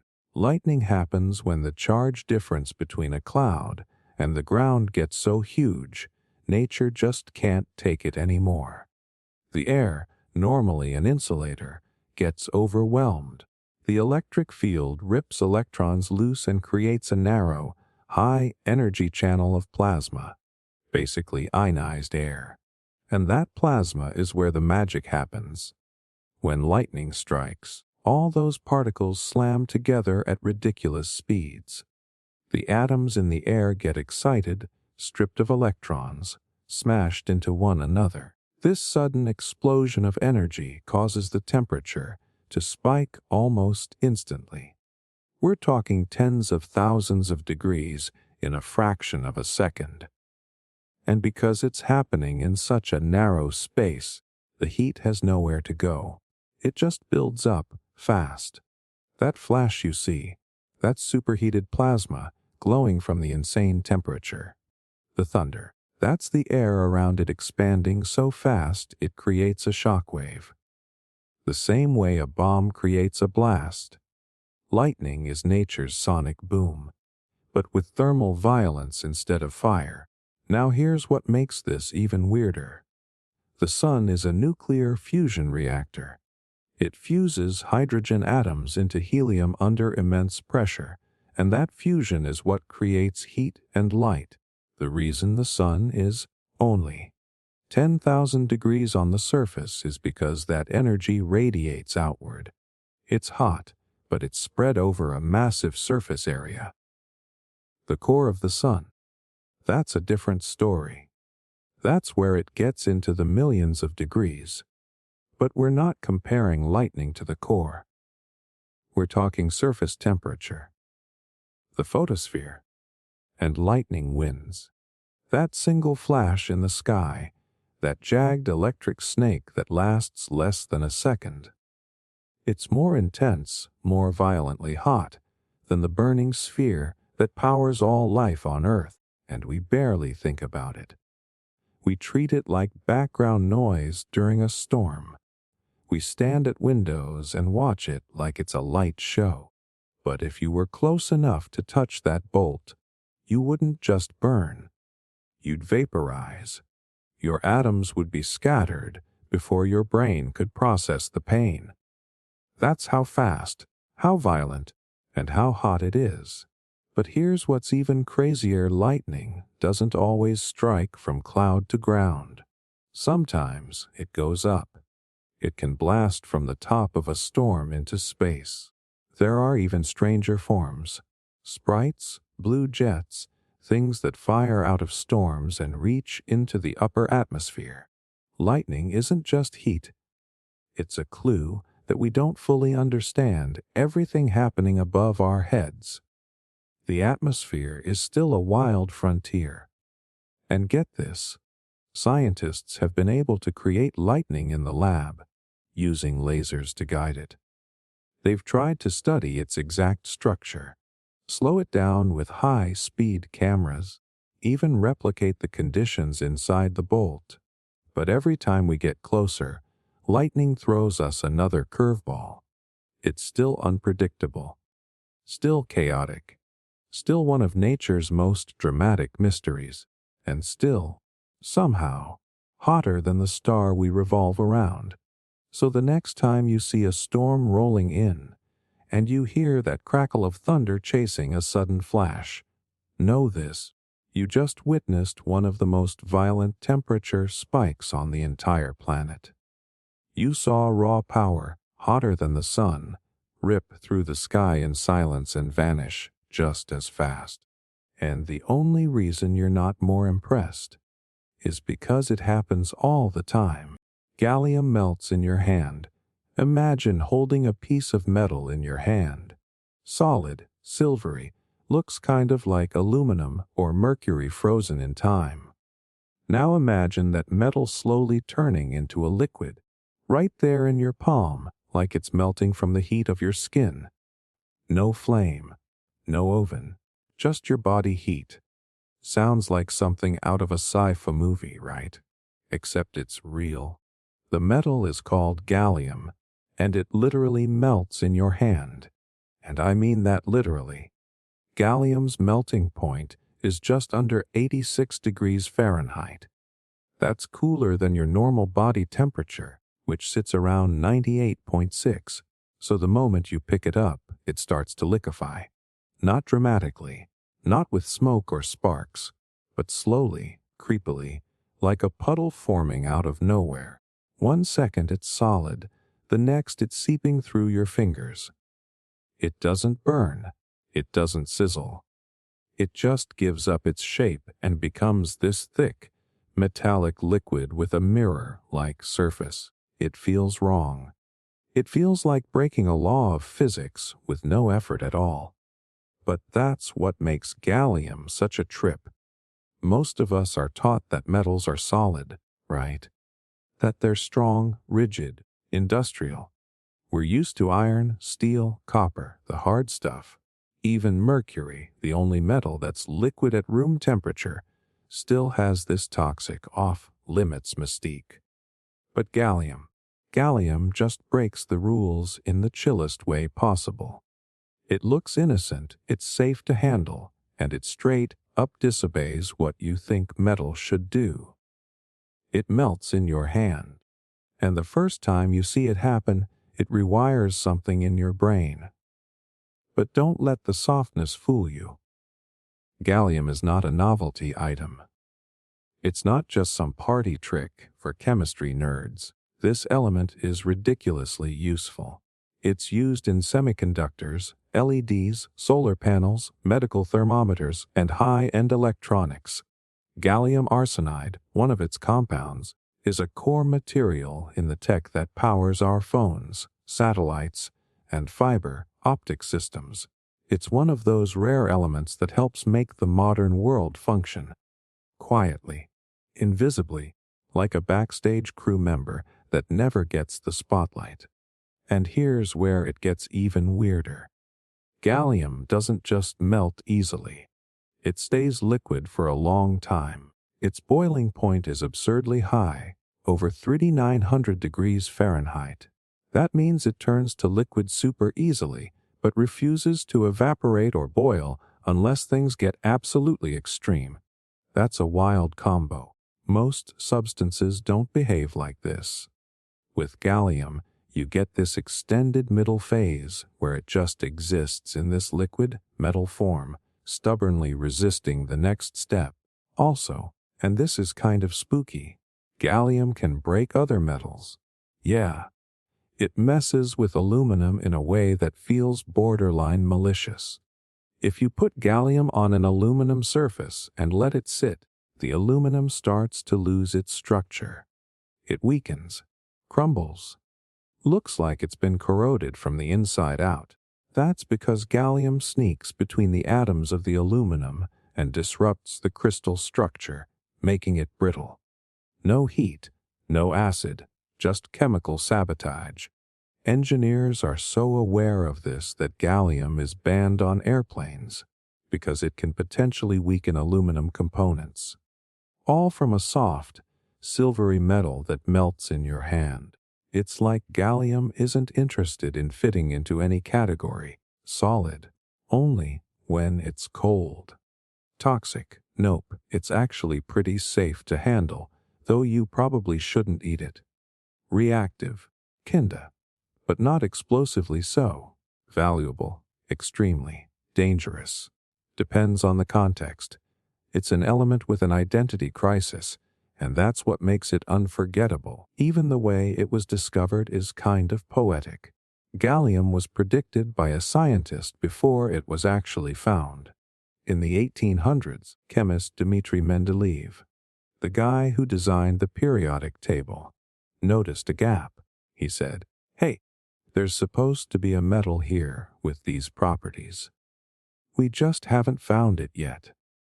Then, a few years later, a French scientist isolated gallium from a sample of zinc, and boom, Mendeleev was right. It behaved exactly the way he predicted. That's how wild and specific elemental behavior can be. You can actually predict the personality of an atom before you ever meet it. And speaking of behavior, gallium also expands when it freezes. That's rare. Water does it. Not many other substances do. Most things contract when they cool and freeze. Gallium, nah, gallium decides to get bigger. That means if you pour melted gallium into a glass container and let it freeze, it can crack the container from the inside. It's this soft, spoken rebel of the periodic table. Friendly to the touch, but packed with strange power. But the real kicker, gallium is one of those elements that feels like a preview of what's possible. It's solid, but it's not. It's safe, but it can sabotage other metals. It's rare, but not impossibly so. It blurs the line between science fiction and science fact. The kind of thing you'd expect to see in a Marvel lab, not in a high school chemistry class. And yet, here it is. You can literally order a chunk of it online, hold it in your palm, and watch reality bend without needing a single degree in physics. So yeah, gallium melts in your hand. But it also melts your assumptions about how the world is supposed to work. It's not loud. It's not explosive. It just quietly, confidently challenges everything you think you know about metal, matter, and the strange ways nature breaks its own rules when no one's watching. Saturn would float in water. There's this random space fact you've probably heard tossed around before, that Saturn could float in water. And on the surface, it sounds like one of those cute little trivia bites. Haha, big fluffy planet, zero density. Boom, it floats. But stop. Actually think about what that means. We are talking about a planet. A gas giant, hundreds of times more massive than Earth, with rings so massive you could fit the distance between Earth and the moon inside them. And you're telling me it could float? Like a pool toy. And yeah, as impossible as it sounds, it's technically true. Saturn's average density is about 0.687 grams per cubic centimeter. That's less than water, which sits at 1 gram per cubic centimeter. So if you could somehow find an ocean big enough, like really big, stupidly big, cosmic scale ridiculous, and you dropped Saturn into it, the planet wouldn't sink.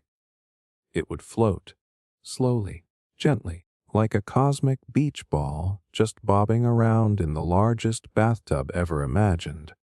But that's where the fun ends and the brain melting begins. Because Saturn floating in water isn't just about the numbers. It's about what that says about what Saturn actually is. See, we tend to think of planets as solid, rock, dirt, something you could stand on if you landed there. But Saturn flips that assumption on its head. It's made almost entirely of gas, hydrogen and helium, the lightest elements in the universe. There's no hard surface.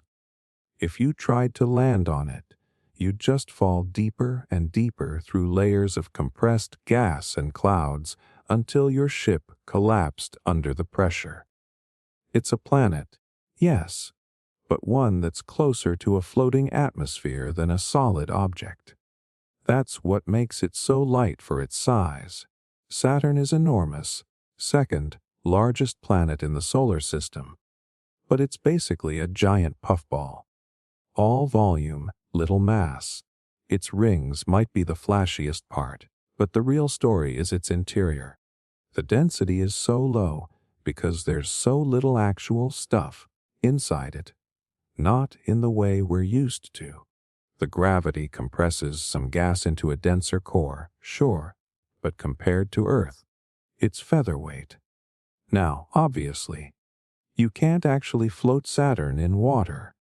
For one, where are you going to find a container big enough to hold an entire gas giant? Earth's oceans combined are a microscopic puddle compared to the volume you'd need. You'd need a celestial pool. Something absurdly large, like a planet made entirely of liquid. And even then, it wouldn't play out like a cartoon. Saturn would probably distort, collapse inward, or react violently to the conditions around it. But in pure math terms, yeah, Saturn is less dense than water.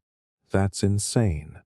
And speaking of insane, Saturn isn't just a pretty face with a low density. Its atmosphere is one of the most violent places in the solar system. Winds on Saturn can reach over 1,000 miles per hour. That's faster than the speed of sound in Earth's air. And the storms. You know that massive hexagon at Saturn's North Pole, the one that looks like it was photoshopped by a bored intern at NASA. That's real. A six-sided storm, over 20,000 miles wide, raging for decades. If that storm sat on Earth, it would swallow the entire planet and still have room to spin. So yeah, this light, floaty, elegant-looking planet is also an absolute chaos engine. That duality is what makes it so fascinating. The beauty of the rings, the softness of the gas layers, all wrapped around a core of unimaginable pressure and endless wind. Saturn is like a dancer made of thunderclouds. It doesn't obey any of the rules you think planets should follow. And somehow, that makes the whole could float. Fact hit even harder, because floating implies softness, buoyancy, fragility, even. And yet here's this violent, storm-covered gas giant that weighs over 95 times more than Earth, just casually existing with a lower density than a glass of tap water. It's like the universe is trolling us, making the biggest things feel light, and the smallest things impossibly heavy. It also kind of reframes how we think about matter. Density isn't just about size or weight. It's about how tightly packed stuff is. You could fit 1 billion Earths into some stars, and they'd still be denser. You could hold a golf ball-sized chunk of a neutron star, and it would weigh more than a mountain. So Saturn. Saturn is a reminder that mass and size are not the same thing. That volume can be deceiving. That something massive can also be floaty. And if that doesn't mess with your sense of scale, nothing will. Because we walk around every day feeling solid. We feel heavy, grounded. But if you zoom out far enough, if you start comparing things at the cosmic level, humans are the fluffiest thing in the room. We're made of atoms that are mostly empty space, just like Saturn, just like the gas giants, just like the floating things. So yeah, Saturn would float in water, not because it's small or weak or fake, but because it's made of stuff so light, it refuses to sink. It's a planet that breaks the rules of weight and mass, and does it with style. And now that you know that, try not to think about it the next time you watch a storm cloud drift by. Brain synapses outnumber Milky Way stars. Take a second and think about this. You've got a brain that fits inside your skull. 3 pounds. That's it. It's soft, wrinkly, kind of ugly if we're being honest. And yet, it runs everything. Your thoughts, your emotions, your memories, your breathing, your ability to understand what I'm saying right now. All of it. But here's the wild part. Inside that small space, you've got more connections firing off than there are stars in the entire Milky Way galaxy. Let that sit for a second. 100 billion stars out there, and your brain beats that. Easily, because in your brain, there are around 86 billion neurons. Each of those neurons connects to thousands of others, forming trillions of connections called synapses. And that's not just a fancy term scientists throw around to sound impressive. Synapses are the real workhorses. They're the spark points. Every time you think, feel, remember, move, or imagine something, that's a signal firing across a synapse. and your brain has somewhere between 100 trillion and 1 quadrillion of them. Yeah. With a Q. Just to wrap your head around that, let's break it down. The Milky Way has an estimated 100 to 400 billion stars. That's already mind-bending. But your brain, you're walking around every day with a network of switches that's thousands of times more complex than our entire galaxy. Inside your skull, you, right now, just sitting there watching this, contain a universe of electric whispers more intricate than the night sky. And these aren't static connections either. Your brain is constantly rewiring itself. This is called neuroplasticity. It means your synapses grow, weaken, vanish, or multiply depending on what you do, what you experience, and what you pay attention to. Learning a new skill, synapses form. Repeating an action, connections strengthen. Stop using a part of your brain for a while. Those pathways start to fade. Your brain is like a living sculptor, constantly reshaping its own structure based on your behavior. Now, here's where it gets eerie. Most of this is happening without your permission. You're not sitting there saying, "Hey, let me fire synapse 9 trillion B today." No, it's happening underneath the surface. You're breathing without thinking. Your heart's beating. Your body's regulating heat, processing light, storing memories, scanning your environment, deciding what to ignore, what to feel, what to prioritize, all before you even notice. That's millions of synapses firing per second.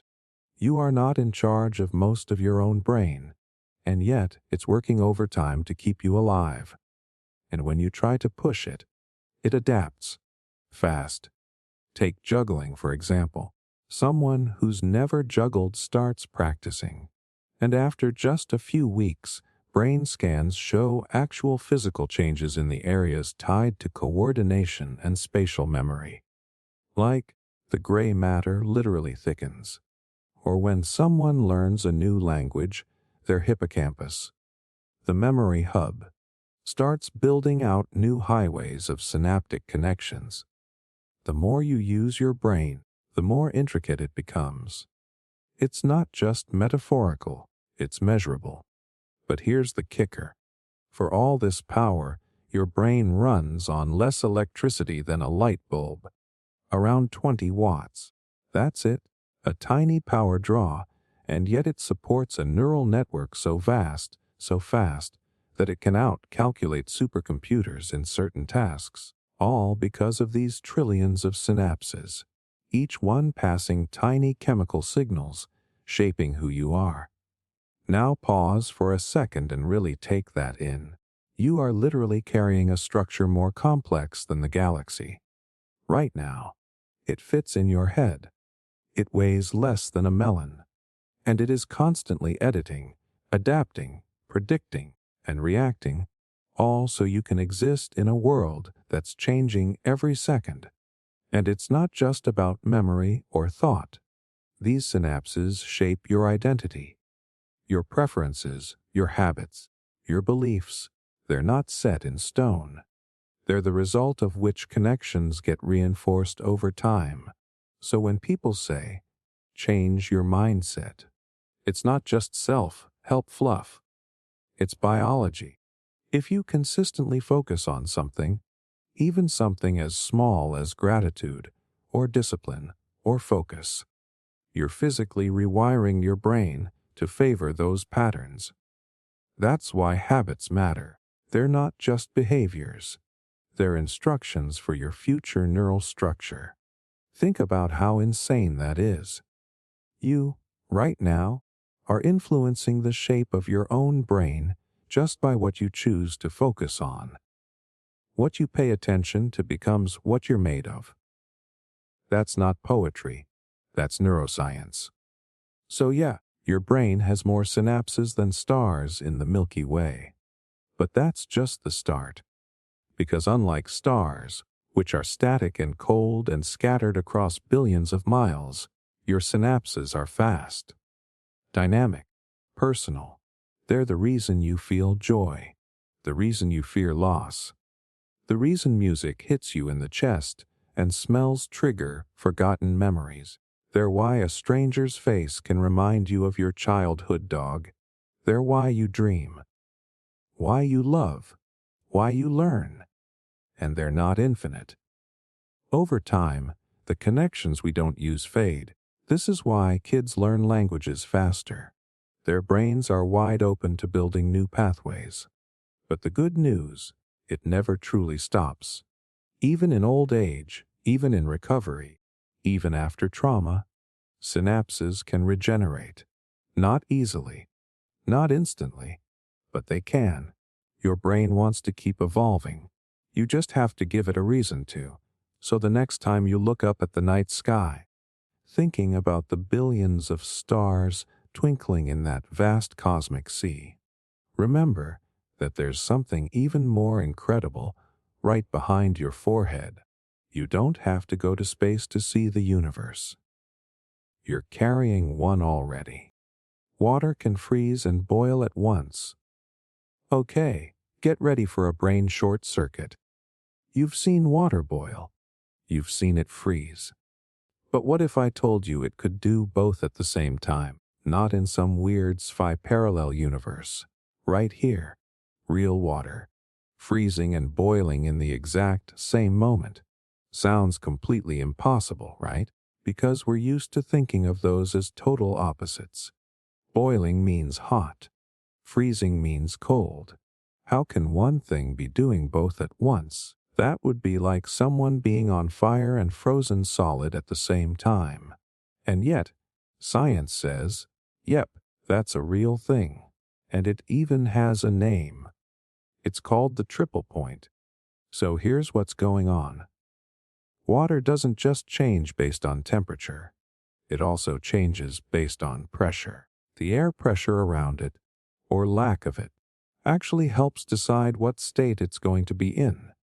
So under normal conditions, water boils at 100 degrees Celsius and freezes at 0. That's the rule we learn in school. But those rules, totally breakable. If you lower the surrounding pressure, like really low, water starts to boil at lower and lower temperatures.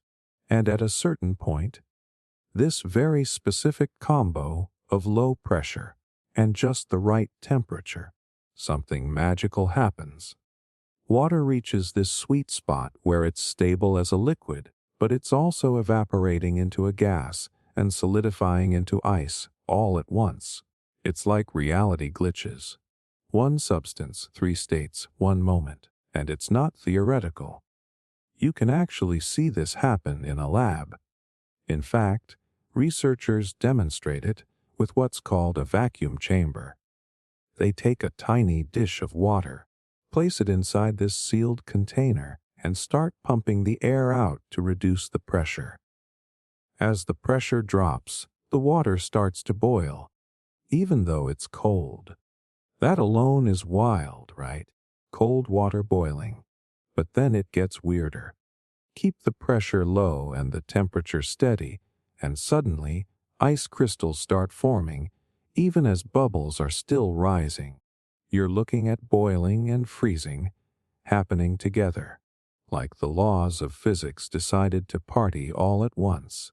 And just to be clear, this isn't water acting weird because it's impure or mixed with something. This is pure H2O doing its thing under the right conditions.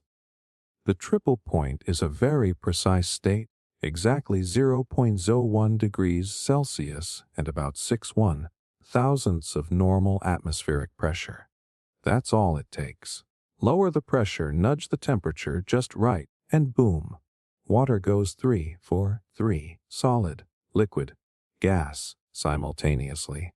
But the implications of this are way bigger than a cool science trick.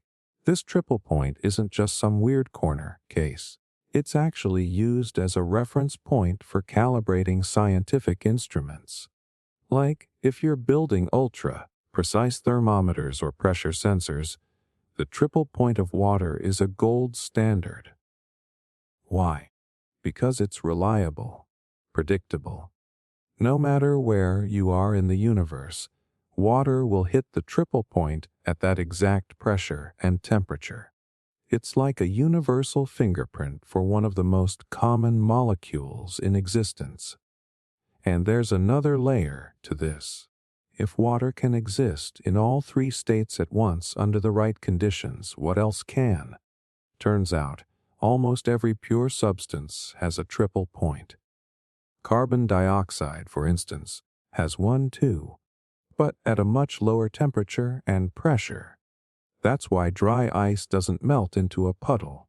It goes straight from solid to gas, skips the liquid stage entirely. The triple point for CO2 is just too far outside of Earth's normal surface conditions. But water's triple point sits right at the edge of where we live. That's part of what makes it so weird and so special. And think about this for a second. You drink water, shower in it, cook with it, freeze it, boil it. And yet there's this secret mode it has, like a hidden setting most people never even hear about. Water is so familiar, it's easy to forget how alien it actually is. It expands when it freezes. Unlike almost every other liquid, it dissolves more substances than any other known fluid. It stores heat absurdly well, and under just the right conditions, it performs this bizarre three-way transformation that feels more like magic than science. And that's kind of the point. The world is full of these quiet little paradoxes that hide in plain sight. Stuff you assume is simple, like water, turns out to be way more complex once you stop and ask, wait, why does it do that? And here's the real kicker. Our own planet plays with this triple point trick every day. High up in the atmosphere, where pressure drops and temperatures flirt with freezing, tiny water droplets exist near their triple point. That's part of what drives the complex patterns behind clouds, storms, and snow formation. Nature has been juggling this state long before we figured out how to replicate it in a lab. We just never looked closely enough. So the next time someone says, water freezes at 0 and boils at 100, smile, because you know better. You know that under the right conditions, water doesn't just pick a lane. It becomes everything at once. Solid, liquid, vapor, all together. Like the universe couldn't make up its mind, and decided to let water do all three. And once you've seen that, once you've wrapped your head around the fact that one of the most ordinary things on Earth has a secret, impossible trick hiding in plain sight, you start to wonder what else around you is doing the exact same thing. Bananas are radioactive. Here's something weird you probably didn't expect to hear today. Every time you eat a banana, you're literally exposing yourself to radiation. Not metaphorically, not in a clickbait way. I mean actual measurable, real-deal radiation. From a fruit that you probably ate this week without a second thought. Now before you start panicking and swearing off smoothies, hang on. Because this one's actually a perfect example of how science messes with our intuition.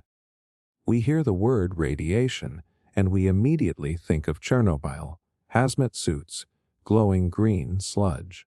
But radiation is everywhere. It's not some man-made danger hiding in a lab. It's baked into the fabric of the universe. And bananas, they just happen to be one of the funniest, most innocent examples of that. Here's how it works. Bananas are rich in potassium. You've probably heard that 1,000 times. They're great for your muscles, your nerves, your heart. But not all potassium is created equal. A tiny fraction, like a very, very tiny fraction, of natural potassium atoms are radioactive. It's a form called potassium-40. And it's unstable, which means every so often, It spits out a particle of radiation as it tries to stabilize. Just like that, you've got a radioactive banana. Now don't get it twisted. We're not talking about a glowing fruit that's going to give you superpowers. The amount of radiation is so small, so harmless, that your body just deals with it like it's no big deal. In fact, we're all naturally radioactive too. You sitting there right now, you've got radioactive elements in your bones, your blood, even your breath. It's completely normal. We evolved with it. But bananas are kind of famous in the science world for being a funny benchmark. Like, scientists will joke about something called a banana equivalent dose. It's a totally unofficial unit, but it helps people understand radiation exposure in everyday terms. For example, getting a chest X-ray. That's like a few hundred bananas. Flying on a plane. You're exposed to cosmic rays up there. That might be worth a few bananas per hour. It's this quirky way of saying, hey, radiation is part of life, and not all of it is dangerous. And just to put it in perspective, you'd have to eat about 10 million bananas in one sitting to die from radiation poisoning. And I promise you, the potassium overdose would kill you long before the radiation did. That's how small the dose is. But it's still real. It's measurable. If you took a sensitive Geiger counter, the kind that clicks when it detects radioactive particles, and you waved it over a big box of bananas, it would start ticking. That's not science fiction. That's science fact. But here's where it gets even stranger. Bananas aren't special. They're just the fruit that got famous for it. Tons of other foods are radioactive too.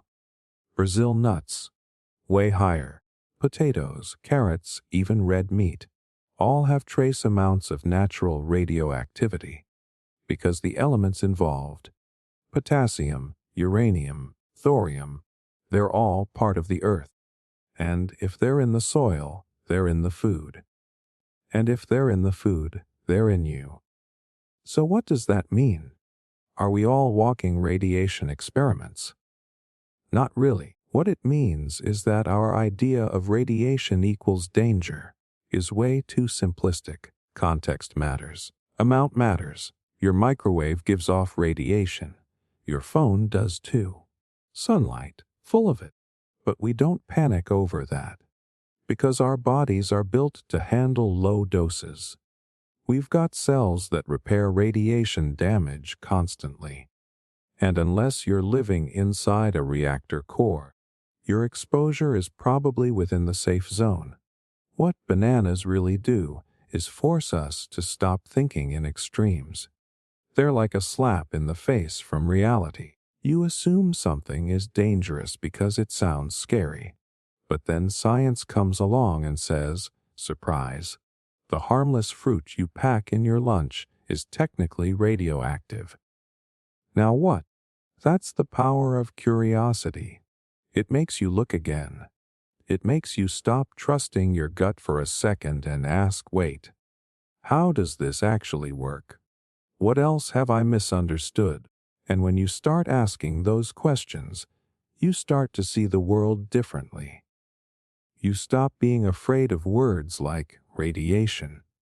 Just because Hollywood made them sound scary, you start to realize that science isn't about making things feel safe or unsafe.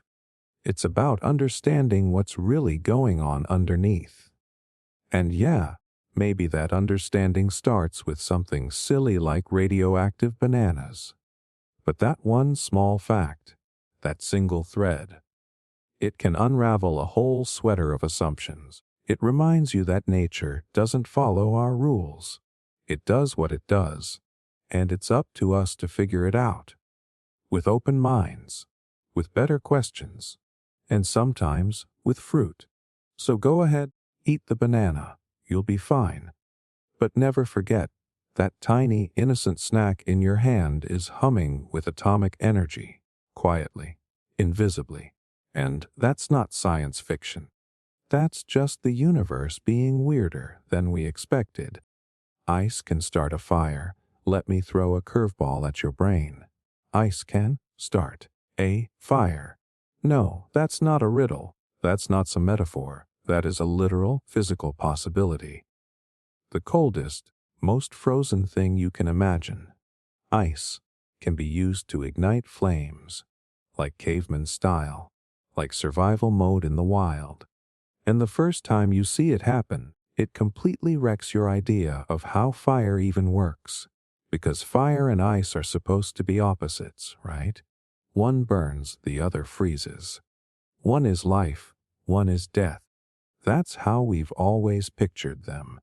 But nature does not care about our labels. And when you look a little deeper, you realize the truth is way stranger than the fantasy. Here's the crazy part. This isn't some freak chemistry trick or modern hack. Indigenous people, survival experts, and even curious scientists have all done it. All you need is clean ice, sunlight, and a little bit of patience. That's it. No flint, no lighter fluid, no matches. Just frozen water and the fireball in the sky. So here's how it works. The key is shape. You're not using ice like a stick or a block. You're shaping it into a lens. Just like a magnifying glass.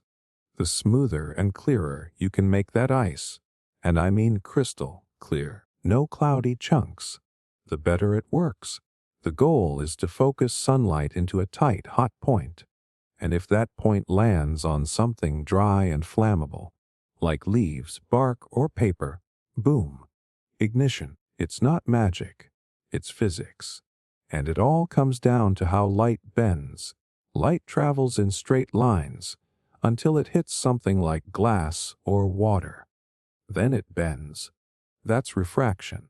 And when you shape that material into a convex curve, like a dome, it focuses that light into a beam.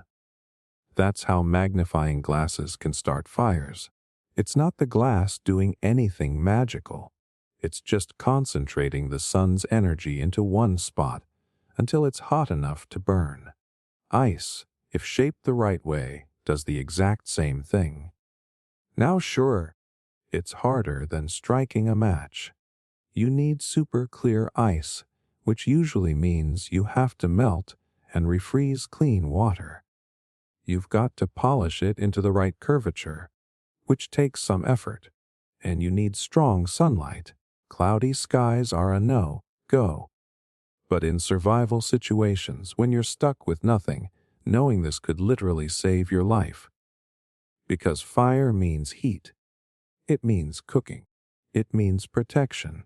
And if all you've got is snow and daylight, you can still make it happen. And here's the part no one tells you.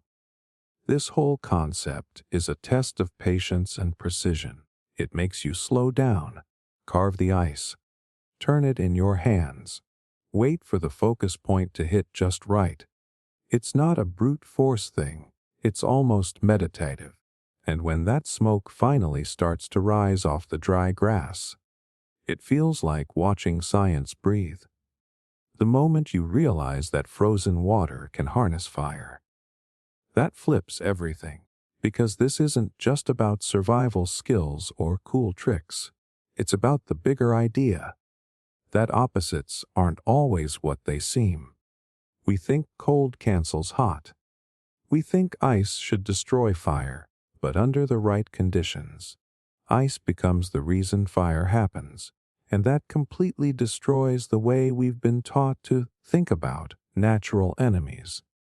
It's like a reminder that nature isn't built on binaries.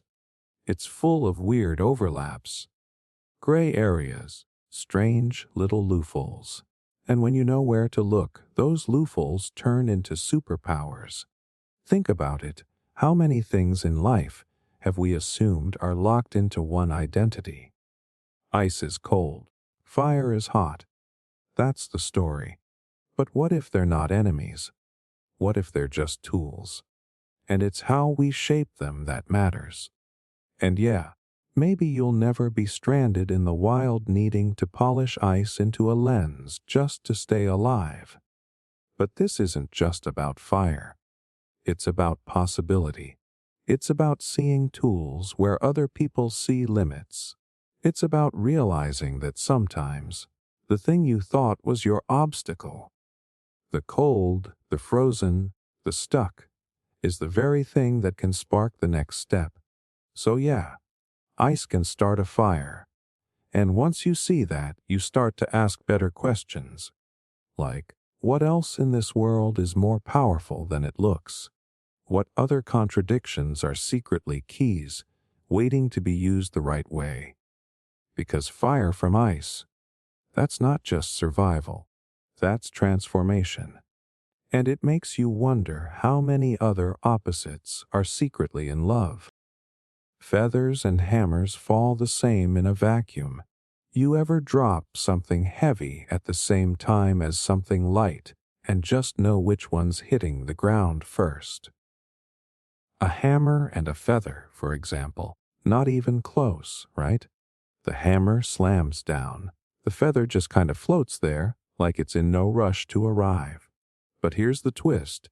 In a vacuum, and I mean a real, airless, zero resistance vacuum, the hammer and the feather hit the ground at the exact same time. Yeah, that sounds made up. It feels wrong. It looks wrong. And yet, it's completely true. Gravity doesn't care what an object weighs. Not one bit. It's one of those facts that sounds like some physics nerd trivia until you actually see it happen with your own eyes. And when you do, it instantly rewires how you understand the world. Let's go back a second. The reason a feather floats down so slowly on Earth isn't because gravity likes it less. It's because of air resistance. That thin blanket of gas we live in slows things down. When something falls, gravity pulls it down with the same acceleration, about 9.8 meters per second squared. But air pushes back, so wide, flat, or fluffy objects get slowed by the airway more than dense, compact ones. That's why a feather drifts and a hammer drops like a brick. Not because gravity treats them differently, but because air does. Now, take away the air, and suddenly the only thing acting on both objects is gravity, which means they're falling at the same rate. And the most mind-blowing part, we've actually done this. Like on the moon. In 1971, during the Apollo 15 mission, astronaut David Scott stood in his bulky suit with a hammer in one hand and a feather in the other, and he dropped them at the same time. On live video. In front of the whole world. No air, no resistance, nothing but gravity. And sure enough, they hit the lunar surface together in perfect sync. It was like watching reality glitch. The kind of moment that snaps you awake because everything in your body expects that hammer to win the race. It's heavy. It's solid. It feels serious. The feather. That's the soft, slow one, the gentle one. But in that vacuum, they're equals. Pure objects, stripped of everything but mass and gravity. And if you're wondering, yeah, we've done it on Earth too. In ultra-controlled vacuum chambers, where scientists suck out every bit of air until it's a near-perfect void. Drop a bowling ball and a feather from the same height, and sure enough, they fall together like synchronized dancers. It's not a fluke. It's the truth. Mass doesn't affect how fast things fall, not unless air gets in the way. This whole idea actually goes all the way back to Galileo. He was the one who said, centuries ago, that if you dropped two objects of different masses in a vacuum, they'd hit the ground at the same time. People thought he was nuts. Back then, heavier meant faster. That was common sense. But Galileo said, nah. It's not weight that matters. It's acceleration. And gravity gives everything the same acceleration. Einstein later took it even further with general relativity. He said that gravity isn't even a force in the traditional sense. It's the bending of space-time. And in that curved fabric, everything follows the same path, no matter what it's made of. A hammer, a feather, your phone, a skyscraper, all falling the same way in the same curve, unless something, like air, gets in the way. But let's zoom out for a second, because this isn't just about physics. This is about how easily we get fooled by the environment around us. We watch a feather float and assume it's slow because it's light. We watch a hammer fall and assume it's fast because it's heavy. But what we're really watching is interference, not truth. And once you remove that interference, once you create a space where only the core forces act, you get to see reality clearly. It's kind of poetic, actually. Think about how many other things in life are like that, where the environment, the noise, the pressure, the assumptions, distort the truth. And only when you strip all that away do you realize two things that seemed worlds apart are actually not so different. A feather, a hammer, one delicate, one solid. But in the right conditions, they're perfectly in sync. No favoritism, no cheating, just raw gravity doing its job, and it makes you wonder, how many other rules are just illusions created by the systems we live in? How many things seem slow, weak, or soft, not because they are, but because of the resistance they're pushing against? Because when you really think about it, gravity is one of the few forces in the universe that plays fair. It doesn't care how shiny you are, how dense, how famous. You drop, you fall, and you fall the same as everyone else. No shortcuts, no bias, just physics.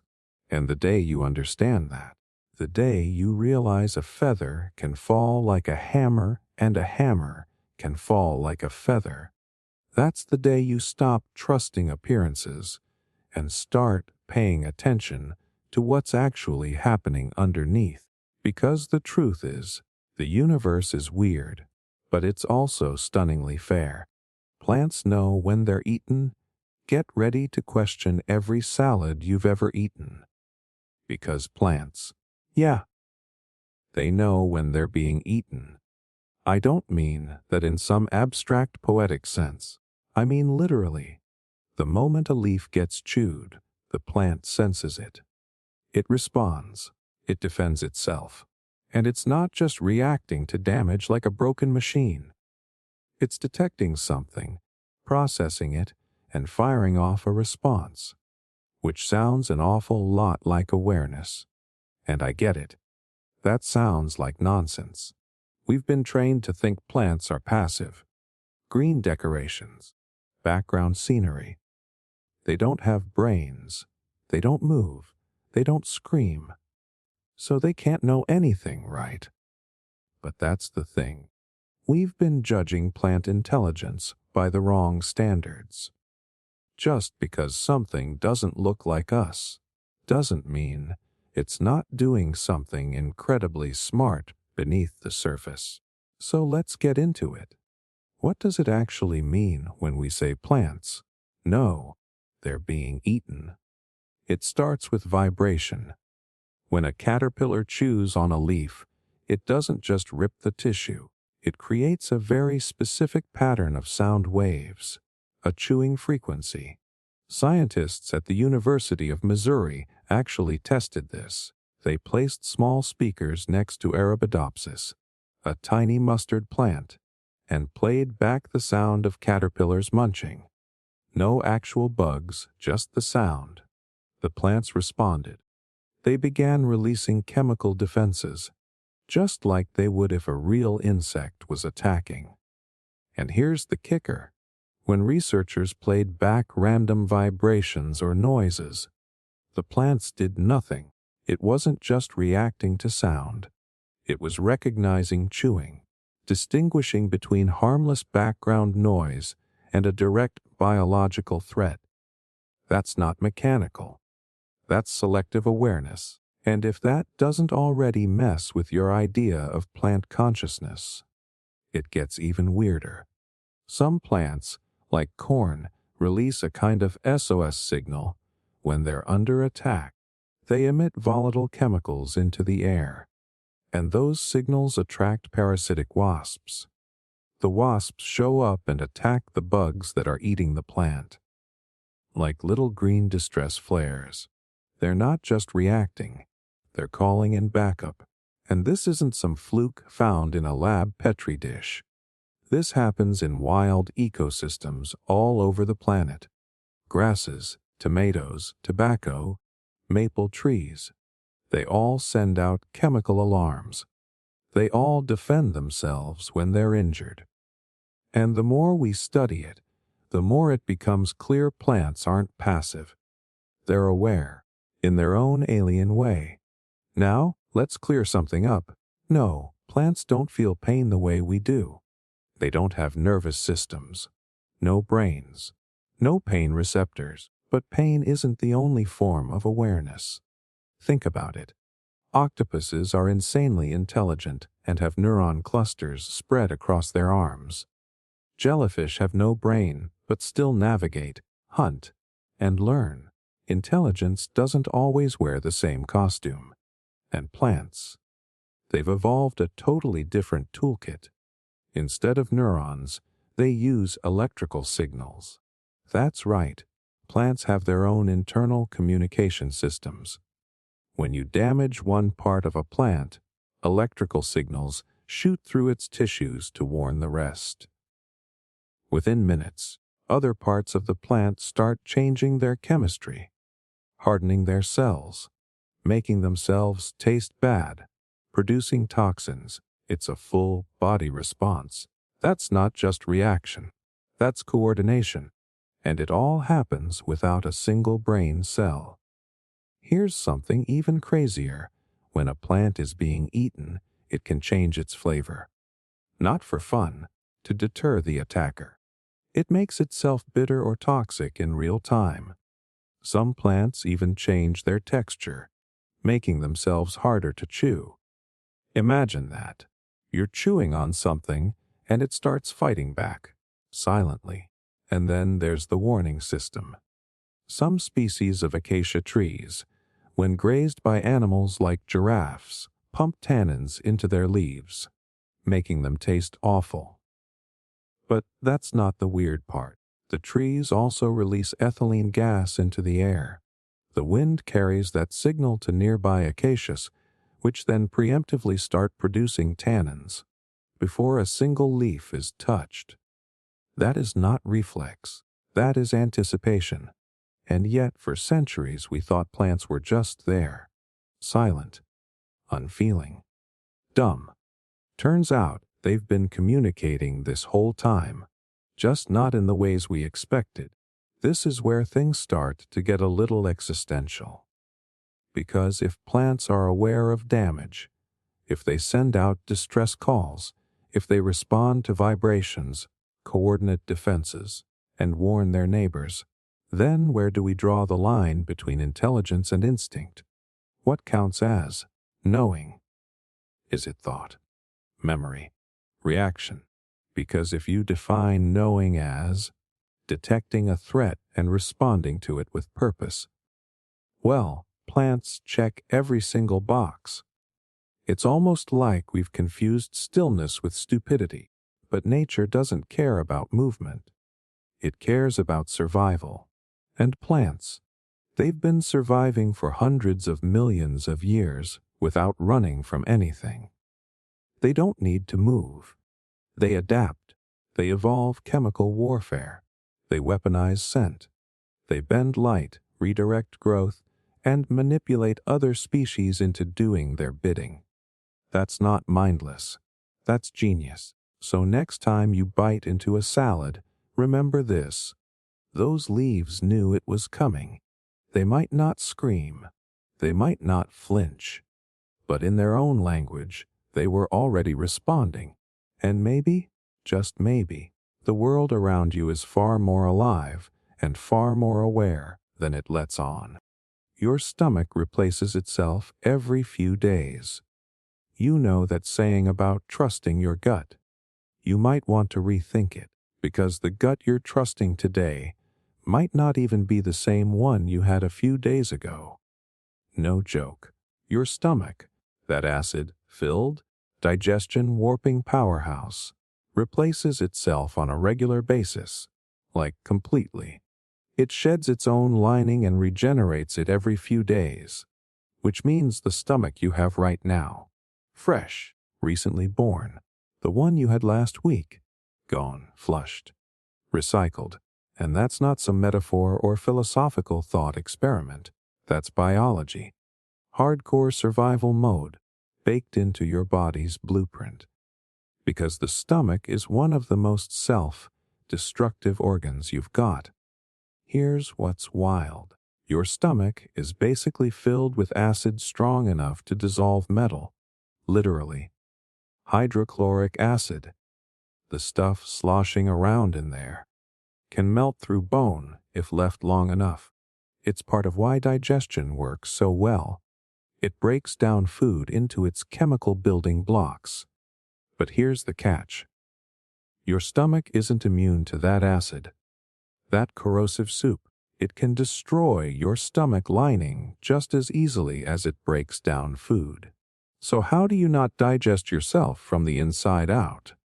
The answer is brilliant and brutal. Your stomach lining sacrifices itself. It's a shield that's constantly being broken down and rebuilt.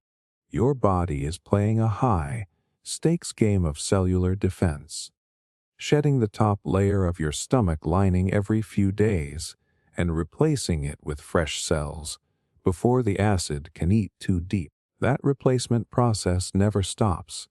Every few days, old cells die off, new ones rise up, and the cycle continues. It's regeneration on a schedule, like your stomach knows it lives in a war zone. So it's always rebuilding the walls before they collapse. And if you think about it, that's actually terrifying in the best way. Because most of the time, we think of the body as this stable machine. We eat, we sleep, we go about life thinking we're just kind of maintaining.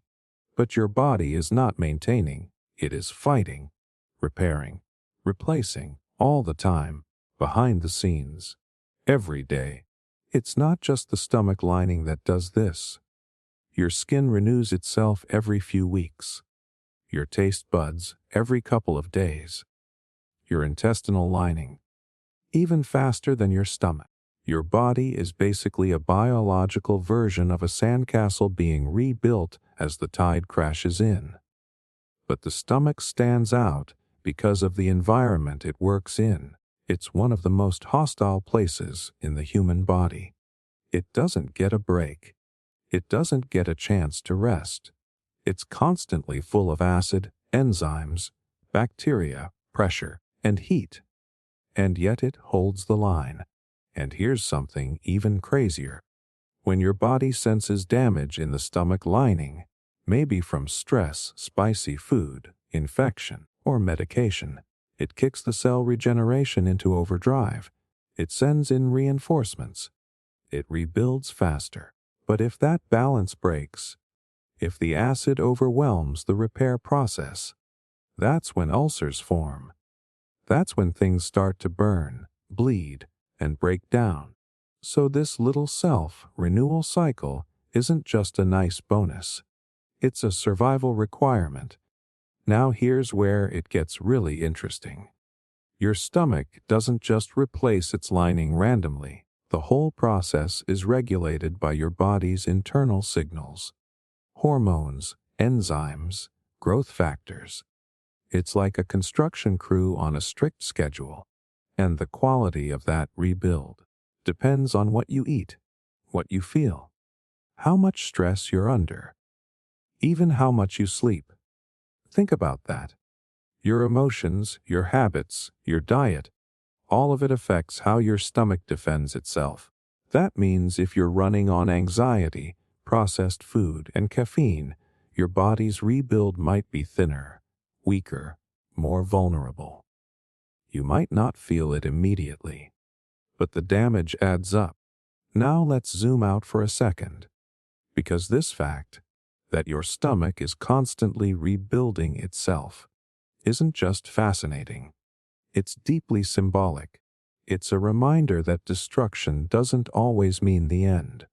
Sometimes it's just maintenance. Sometimes falling apart is exactly what's supposed to happen, so something stronger can take its place. We usually think regeneration is some sci-fi concept, like superheroes healing from bullet wounds. But your body is doing that all the time, quietly, without drama, without asking your permission. And that makes you wonder, how much of you is truly permanent? How much of you is just a temporary version, doing its job before getting replaced? Because the you of today, physically, chemically, you're not the same person you were a few weeks ago. The cells in your gut have turned over. Some in your bones have too. Your blood has refreshed. Your skin is new. So what's left of the old you? It's a weird question, but also kind of freeing, because it means your body believes in second chances, in fresh starts, in the idea that even the harshest environments can be survived as long as you keep rebuilding. So, yeah, your stomach replaces itself every few days. It dies to protect you. It rebuilds to keep you alive. And it does it all without you even noticing. And if your body can pull that off, imagine what your mind could do if you gave it the same permission. Folding paper 42 times reaches the moon. Let's play a quick thought experiment.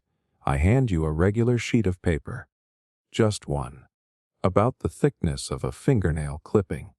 Now, your job is simple. Fold it in half. Then fold it again. And again. Keep going.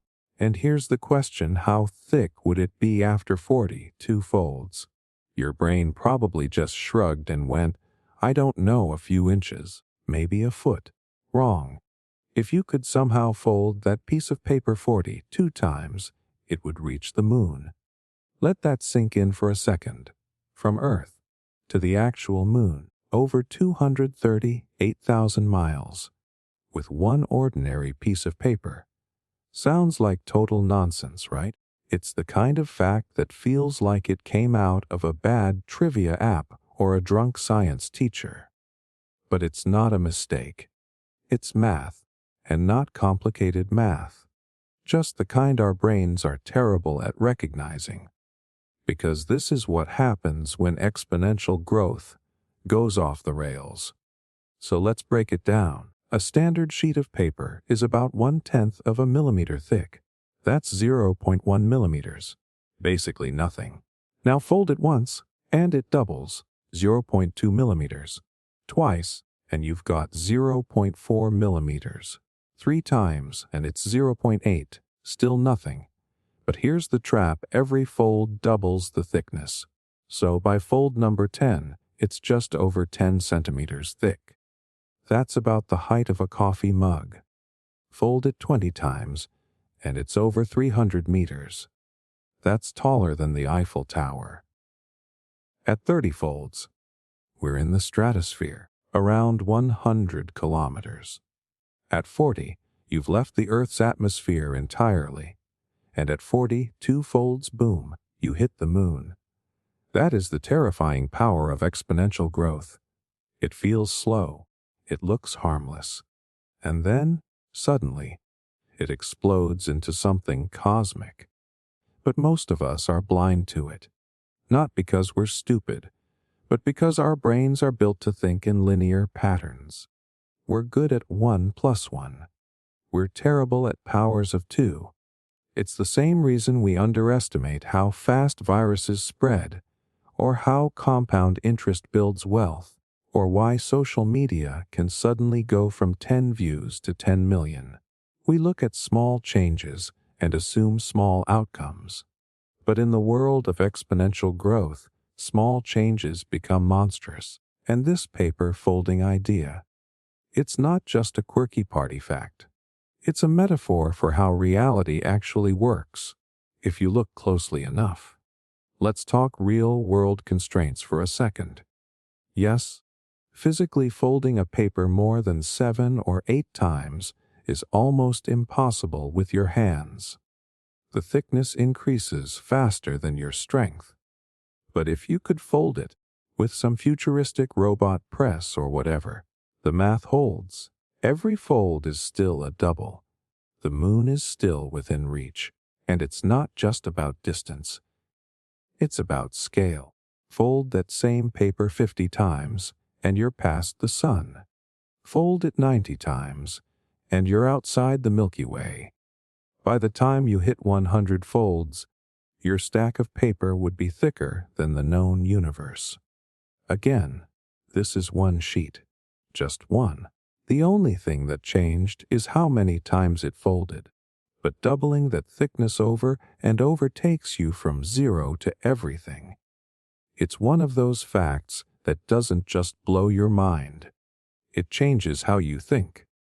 Because now, suddenly, exponential growth is not abstract. It's not just about money or tech or biology. It's in your hands. It's in that piece of paper sitting on your desk. It makes you wonder.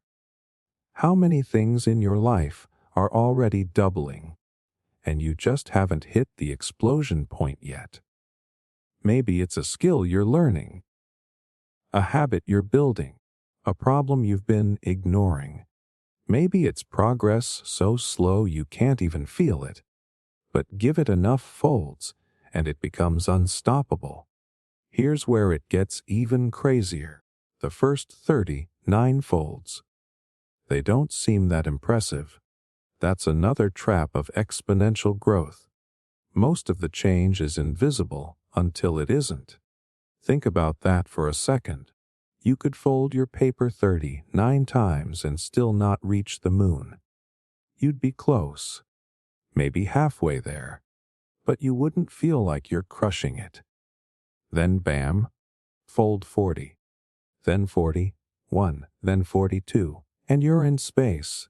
That's how most breakthroughs work: slow, frustrating, repetitive. Then suddenly, boom, you're on the moon. And look, this isn't about magic. It's about patience, momentum, perspective. Because we live in a world that worships instant results. We want things now, fast, big, loud. But the truth is, almost everything great starts out invisible. Folding paper, making doubles, one boring step at a time. So the next time you feel like something is moving too slowly, that your progress is pointless, that it's taking forever. Remember this, you might just be on fold number 7. You haven't even scratched the curve yet. But give it time. Because fold by fold, you're building something that defies logic. Something that goes from your desk to the moon. Hot water can freeze faster than cold. Okay, get ready to unlearn something you've believed your entire life. Because if I asked you what freezes faster, hot water or cold water, you wouldn't even hesitate. You'd say cold, obviously. It's already closer to freezing. That's just common sense, except it's wrong. Under certain conditions, hot water can actually freeze faster than cold water, and not by a tiny margin. In the right setup, boiling hot water can beat room temperature water to the frozen finish line. It's real. It has a name. It's called the Mpemba effect. And it completely messes with your head. Because this is one of those science facts that breaks the rules you didn't even realize were rules. It feels like someone telling you that the sun sets in the east, or that gravity sometimes turns off. It shouldn't happen, and yet it does. Let's start with where this all began.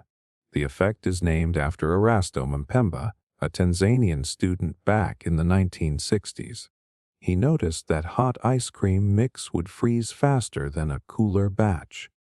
His teachers didn't believe him, but he kept asking, and eventually a physicist took him seriously and confirmed it. So this wasn't some lab discovery.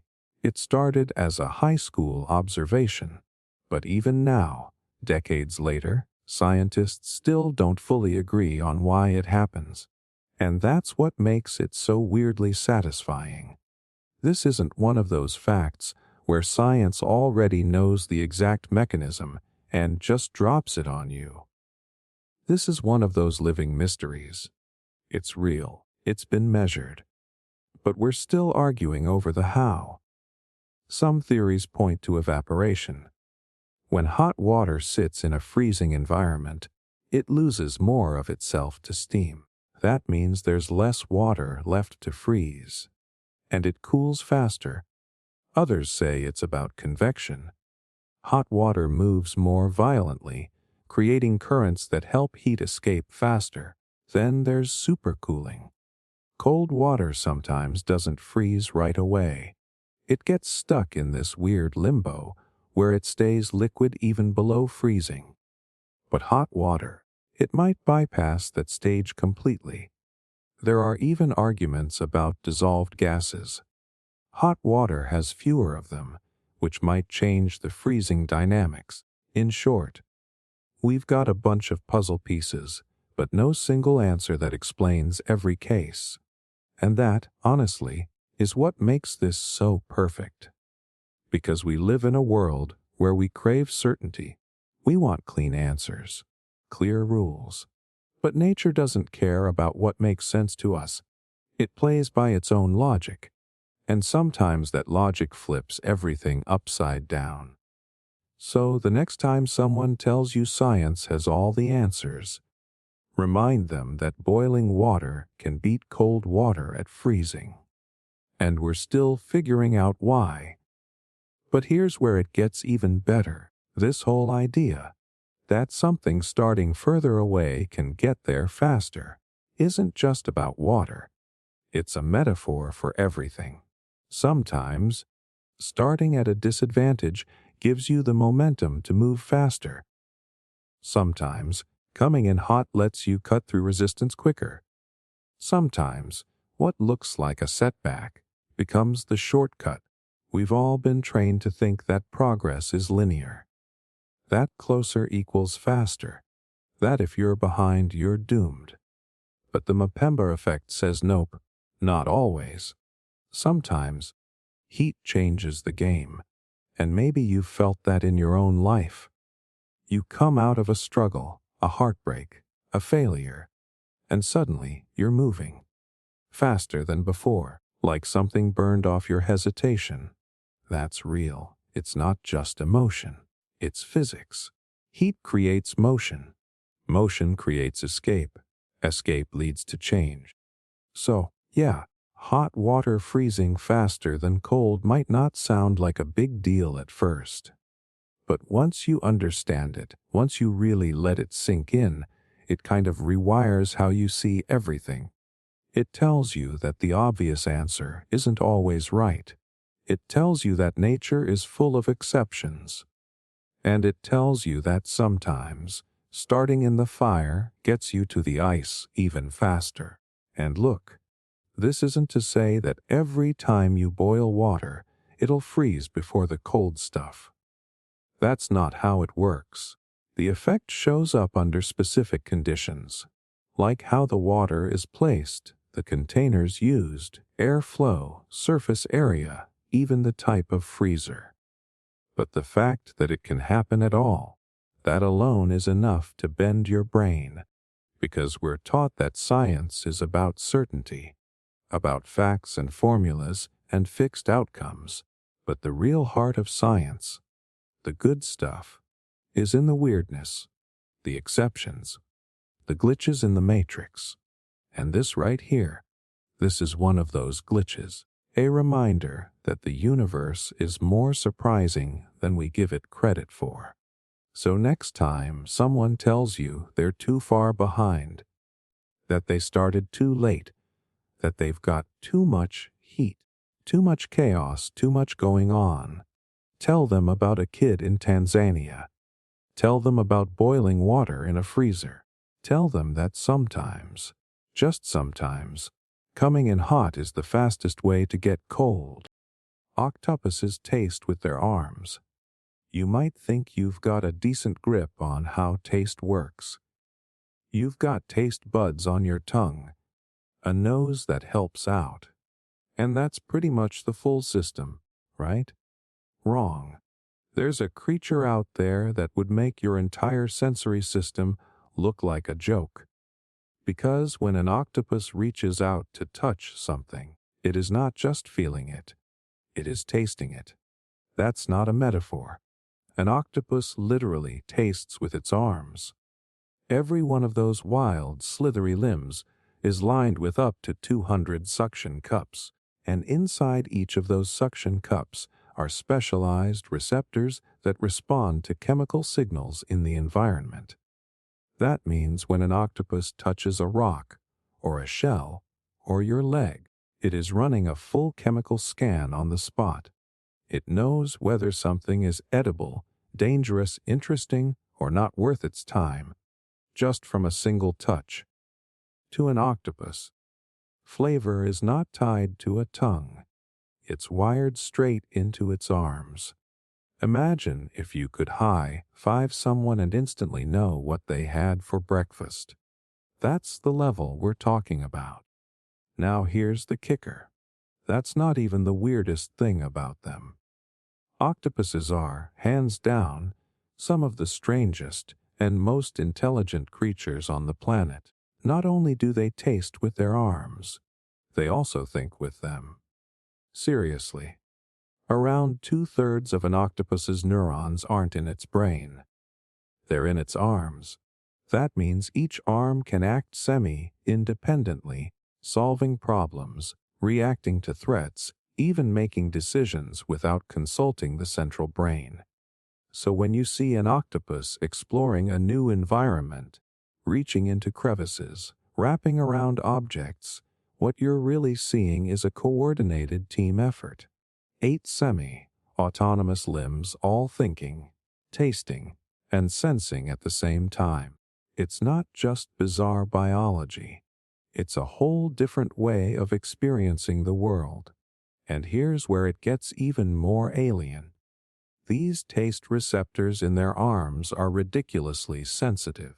They don't just give the octopus a general idea of what it's touching. They allow it to identify chemicals in the water, track down prey buried under sand, and even detect toxins before they eat something. That's how they hunt. Not with sight, not with smell, with direct chemical touch. A single sweep of an arm across the seafloor is like a buffet menu lighting up in their brain. Edible, edible, poisonous, edible, nope, yes, all in real time. It's like they're scanning the ocean with taste radar. And humans, we don't even come close to this level of sensory overlap. We keep our senses clean and separate. Taste over here, touch over there, vision and hearing in their own little boxes. But octopuses don't care about those boundaries. They blend senses together in ways that make our understanding of the body feel ancient. For them, touching is tasting. Their hands are their tongue. Their arms are their brain. Their blood is blue. Their entire body is like something designed in a dream. But maybe the most fascinating part of this isn't even the biology. It's the challenge to our ego. Because humans love to believe we're the smartest, most evolved, most complex beings on Earth. But then you meet the octopus, and suddenly that belief starts to wobble. This creature has no bones, no spine, and lives just a couple of years. But it can solve puzzles, escape sealed containers, recognize individual people, and yes, taste you with a touch. In fact, the more we study them, the more unsettling it gets. They're not just smart. They're weird smart.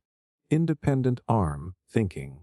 Color, shifting, squeeze, through a keyhole smart. and we're only just beginning to understand them. Here's something else that'll twist your brain. Octopuses have been around for over 290 million years. That's older than dinosaurs. They've been mastering their sensory world long before humans showed up with fire and smartphones. And even with all that time, they've never needed to evolve bones or centralize their brain the way we did. Why? Because what they've got works. And what they've got is something totally outside the human playbook. Now think about this for a second. If intelligence can show up in a creature with no skeleton, no vocal cords, and no social structure, what does that say about the limits of life? The octopus doesn't just break the rules. It proves that there were no rules to begin with. It's a reminder that nature doesn't care about our categories. It doesn't care what's normal or efficient or expected. It just experiments. And sometimes, those experiments result in something that shouldn't make sense, but absolutely does. So yeah, an octopus can taste with its arms. And that single fact, while weird and cool and kinda creepy, is also a crack in the wall of how we see ourselves. Because if one creature can live without our rules, maybe a lot of others can too. Maybe we are not the gold standard. Maybe we are just one flavor of intelligence in a much bigger, stranger, more creative universe. And if that doesn't make you rethink everything, nothing will. Eiffel Tower grows in summer. You've probably seen pictures of it. Maybe you've even stood underneath it. The Eiffel Tower. Tall, iron, iconic. One of the most photographed structures on Earth. But here's something almost nobody tells you. That massive 10,000-ton iron tower literally grows in the summer. Not metaphorically. Not symbolically. Physically. The Eiffel Tower can get over 6 inches taller in the heat. And no, this isn't some rare glitch. It happens every single year. Every time the temperature rises, the tower stretches, like it's waking up from a winter nap. And the reason why is pure physics. See, most people forget this, but metal is not some rigid, unmovable thing. It's reactive. It expands when it gets hot and contracts when it gets cold. It's called thermal expansion, and it happens to everything. Sidewalks, bridges, buildings. But the Eiffel Tower, it's almost entirely made of wrought iron. That's over 18,000 individual pieces, all connected by rivets, exposed to the elements. Which means when the sun beats down on it, every one of those pieces starts to shift, slowly, gently, but measurably. The metal gets excited, its atoms vibrate more. They push outwards, and before you know it, the whole structure is a half-foot taller than it was in spring. No machinery, no tricks. Just nature and physics teaming up to flex on tourists. Now think about how wild that is. You've got this enormous, ancient structure, one of the most visited landmarks on the planet. And it's not fixed. It's alive in a way, breathing in summer, shrinking back in winter, expanding during the day, contracting at night. It's like the entire thing has a pulse, a seasonal rhythm. You don't notice it if you're standing underneath it. But the engineers who monitor it, oh, they see it. They measure it. They have to account for it. Because when you're dealing with 7,300 tons of metal reaching higher into the sky, even a few inches can throw off alignments, tension points, and structural loads. What's even crazier, the tower doesn't just grow, it tilts. Yeah, because one side usually gets more sun exposure than the other, especially in the afternoon. The uneven heating can cause the whole structure to lean ever so slightly away from the sun. Just a few centimeters. Nothing dangerous, but it's real. This isn't just a tall statue. This is a giant, heat-sensitive machine sitting in the middle of Paris, and it's constantly shifting, stretching, bending, and returning to its original shape like clockwork. And you know what this reveals? That the world around us is way more fluid than we think. We live under this illusion that things are solid, that buildings are still, that monuments don't move. But that's just because we're not watching closely. In reality, everything, from concrete sidewalks to steel bridges, is quietly moving all the time, expanding in the heat, shrinking in the cold, responding to temperature like a living thing. The Eiffel Tower just happens to make it obvious. It's a 1,000-foot thermometer telling the story of the sun with its own body. You probably never thought of temperature as something that could physically lift a structure into the sky. But that's what's happening. Thermal expansion is not some obscure science fact. It's a force that engineers have to plan around constantly. That's why bridges have expansion joints. That's why railways need gaps. Without them, the heat would literally bend the tracks, buckle roads, and crack buildings. Heat is pressure. Heat is motion. And when it builds up with nowhere to go, things break. But the Eiffel Tower, it was built before modern computers, before thermal simulations, before any of that. Yet Gustave Eiffel's design has held up for over 130 years. Expanding, contracting, tilting, and still standing strong. That's not luck. That's genius engineering. He knew metal would move, so he gave it space. He designed with flexibility. He respected the laws of physics, even before we fully understood them. Now here's what makes this fact even more fascinating. We tend to look at landmarks like the Eiffel Tower as permanent, immutable. But the reality is, they're part of the living, breathing environment, constantly responding to forces we can't see. The air, the sun, the seasons. You're not just looking at architecture, you're looking at a structure that interacts with its world. And once you realize that, it changes the way you see everything. The Golden Gate Bridge. Same deal. It stretches several feet depending on the weather. Skyscrapers in New York. They sway. A lot. Even glass windows grow ever so slightly in heat. Nothing is still.